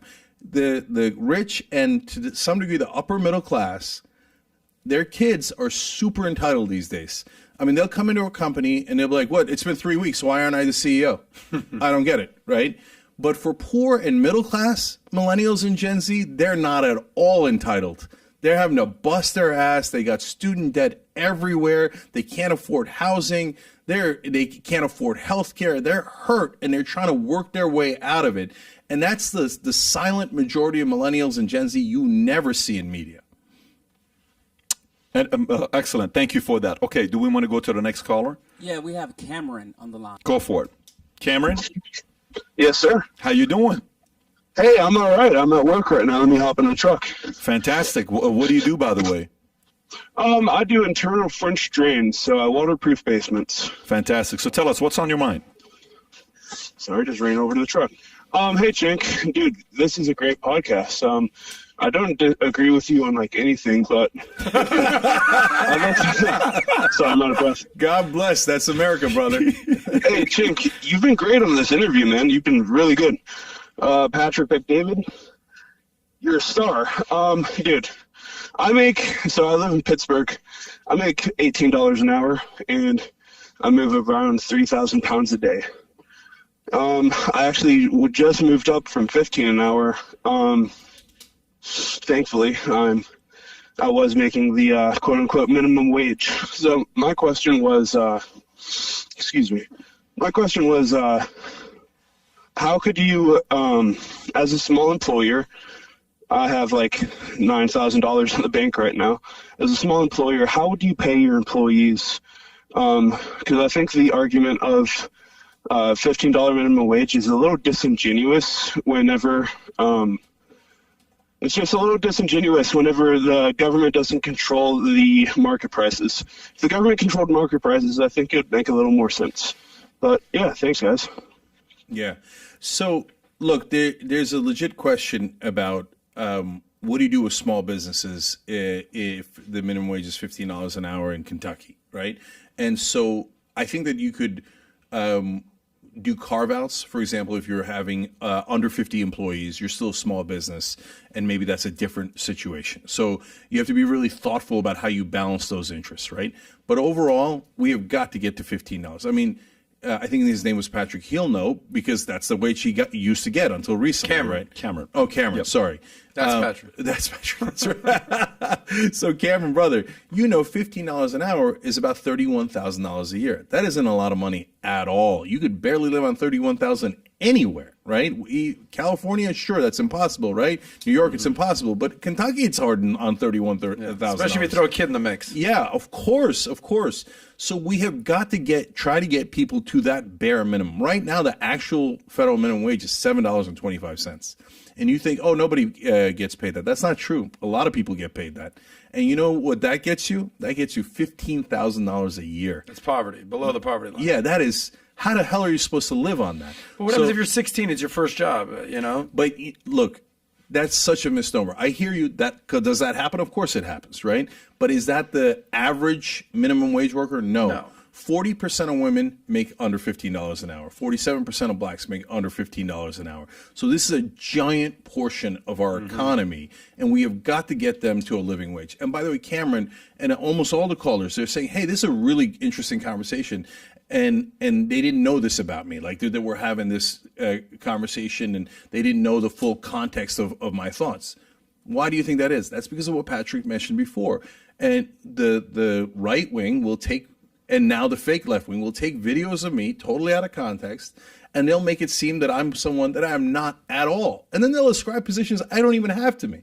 And then they'll make up positions. So that's why when I go on Rogan's podcast, when I come here and we have a full conversation, people go, holy shit, I didn't know that. That guy's actually fighting corruption tooth and nail. I've been fighting corruption the entire time I've been in media and politics. I've been fighting the corrupt Democratic Party the entire time that they hate me way more than the right wing hates me, right?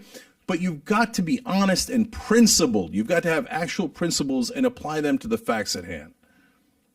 Yeah. So for me, when you said 40% women, 47% blacks, African American, under $15 an hour, my focus would be to increase the skill set in the marketplace. I dictate my value in the marketplace. When I first came in the marketplace, I had nothing to offer. I went to get a job after the military. I was a Hummer mechanic, and I was a marksman as a shooter. I wasn't even like the best one, but I was a marksman. I go on my resume, and I go to a job and I say, what are some of your expertise? I'm a phenomenal Hummer mechanic HV, and I can shoot somebody from 300, so we don't have a need for that. It's Macy's or, something like, but I'm telling you, I'm a ridiculous mechanic. No one gives a shit. Okay, like improve your skill set. So I had to pivot and get better. And I put a lot of time in the books. But Cameron, the question you're asking, my encouragement to you would be to find collaborations when you're smaller. Great partnerships matter. Great collaborations matter. Savings matter with your $9,000. And increase your skill set, but find other guys that are in your position that you can have the right partnerships with to help increase your valuation. Anyways, let's do the last one. While he's doing this, let's do last one, last caller, and tell John, and we'll wrap up. Go ahead. And just to finish the thought, Cameron, I agree with Patrick. And there's different levers, right? So if you can't afford it, I know it's a small company, but does it have equity? Can you, instead of wages, can you do equity? Can you find a different way? Can you find a reasonable loan? But don't get in over your skis. Just find the right balance that works for you. Last one, Johnny. Tell us who you got, John. We have Darius. Darius. How you doing, Darius? I'm grateful this morning. How are you? I'm grateful as well. Tell me, what's on your mind? What question do you have for Cenk? All right, so my question is, it's a two-part question, but with right now, trust in mainstream media is continuously decreasing, and our political divide among citizens is continuously increasing. So my question is, do you think it's important for journalists and political commentators to be examples of objectivity when covering people and issues? Yes. So that's a great question. Number one, mainstream media did this sleight of hand that's really important. They replaced objectivity with neutrality. Wait, those things are totally different, right?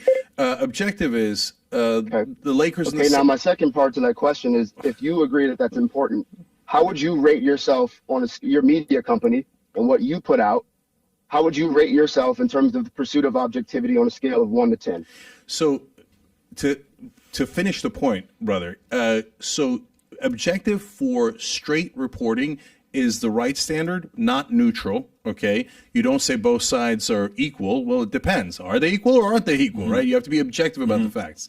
So in our reporting, when we talk about any story, on the facts, we are 100% objective. We never, ever play with the facts. Then we give our perspective. So that's like a newspaper. You get the facts in the front, and then you get the editorial in the back, right? So do we have a perspective? Yes, and we're honest about it. Our perspective is progressive, and everybody's clear about it. Mainstream media also has a perspective. It's that corporate rule is awesome, status quo is terrific, nothing should ever change, and we should stay at the top, and you should stay at the bottom. But they're not honest about their perspective. And then they take their corporate perspective and call it objective. Objective my ass. Darius, so 0 to 10, objective, Young Turks. That was his on the question. facts, 10. On the facts, 10. Yes. And then on our perspective, that's up to you. Do you agree with it or get don't to you judge? agree with Okay, you put yourself as a 10. Absolutely. Wow. Okay. No, there's two lines at our network. Yeah. One is never advocate for violence, right? Obvious exception of MMA, et cetera. That's within a ring, within prescribed rules, right? But never advocate for violence and never play with the facts. Crazy, complete different question for you here. Do you think the Washington Redskins being forced to change their names was the right move? So that one's tricky too. So because now you have that name that's over the top offensive. There is no other meaning for that word other than to be derisive, right? Then you've got the Indians, and you say, well, their mascot's terrible, but the name itself is not necessarily offensive. Then you got the Chiefs, a perfectly acceptable name. There's nothing wrong with it. Seminoles is actually an ode to the particular tribe in the area. That's actually good. It's almost complimentary. So in the case of Washington, it had no other meaning at all. It was obviously derisive. So I would say yes, change it in that case. So changing it to Commanders. To whatever it is, it Commanders. Commanders. I had to ask you guys this. I had no clue. So let me ask you this. So to an Armenian, the Young Turks may be offensive. Would you change your name? Yeah, so Young Turks means young rebels. That's the colloquial use in the English language. You could actually look it up in the dictionary. Sure. And for us, it was young progressives challenging the established system. I mean, that is a textbook definition of what we are, quite literally. But I get that it is offensive to Armenian people. I get that. And so, and I feel terrible about that, especially because I was wrong about the Armenian genocide. So when you talked about that, yes, with respect to the fact that you did that. Yeah. I think Anna asked you the question and you addressed it. Yeah. And so, am I saying her name right? Anna, right? Yeah, Anna, yeah. So when I was growing up, I grew up with, honestly, Turkish propaganda, right? And so we all get propaganda. You guys talk about the education system. You know, what is it telling people? Yeah. I remember they taught this absurd thing that I didn't realize it was absurd because I was a kid, right? They said Turks had never lost a war except World War I. Now, World War I was a little hard to deny, right? So, but I believe that. And then I remember as a grown-up, I remember reading about how the Ottomans had lost the battle. And I was like, no, the Turks never... Oh, my God, I can't believe I believed that all these years because they implanted it in my head, right? And, of course, that's not true. The Turks have lost tons of battles and wars, right? And one of the things I was taught was that the genocide didn't happen. Well, of course it happened. Srebrenica is considered a genocide, and 8,000 people died there, right? In the Armenian genocide, way more than that, a lot more than that died, and they didn't target Norwegians, they targeted Armenians. So was it based on that ethnicity, race? Clearly it was, and they were targeted. So as I've changed a lot of positions based on facts, I changed my position on that based on facts, and I feel terrible that I had that earlier position, and I've been super clear about it. Yeah, the fact that you change it, that's respect to you for doing that. You know, it was 1.5 million Armenians, give or take, 200,000 to 300,000 Assyrians. I want to say 500,000 Greeks. When you read about the genocide, it's a lot of Armenians, but there's also Syrians and Greeks part of that as well. But my response back to your first question would be, not my first question would be, I don't think Redskins need to change their name, just like you don't need to change your name. If your name is Young Turks and you offend a guy like me who's Armenian and Assyrian and I don't like it, I don't have to like it. But I don't have to say, let's make sure he changes his name. It's your name. And by the way, there is an Armenian community that's, you know, you look at the American Indian community, what is the size of that? What is the Armenian size community? What is the Assyrian community? What is the Greek community? Some people may say, dude, that's offensive. I get what you're saying. It's a young progressive, but it's the Young Turks. So I think the part where sometimes, you know, we play this, change your name, I'm offended, I'm this, I'm that. I am offended, but I don't expect you to change it. I expect you to stay with the name that you created. That's the whole thing I'm thinking about with the Redskins thing. Anyways, that was one thing a friend of mine brought it up. I said, let me talk to Cenk about it and see what it is. I got to tell you, bro, sincere, I enjoyed having you on. Like, literally, I really enjoyed having you on. And it looks like the audience, for the most part, we have some people that were pissed off, but for the most part, the audience was very happy to have you on and have this conversation.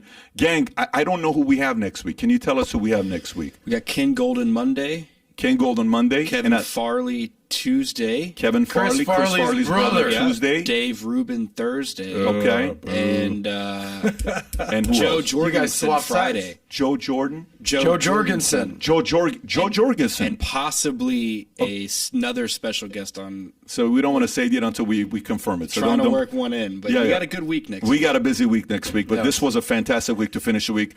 Bro, really, really enjoyed you coming out. Thank you for doing that. So, Patrick, Adam, this was great. I love these conversations because then you get the full context and you find out what people actually think. And anything I wanted to say to you, I just said it. So I love the open dialogue. Loved it. But gang, I would suggest you take this. If this kind of topic is interesting, obviously, if you're our audience, you like this kind of stuff.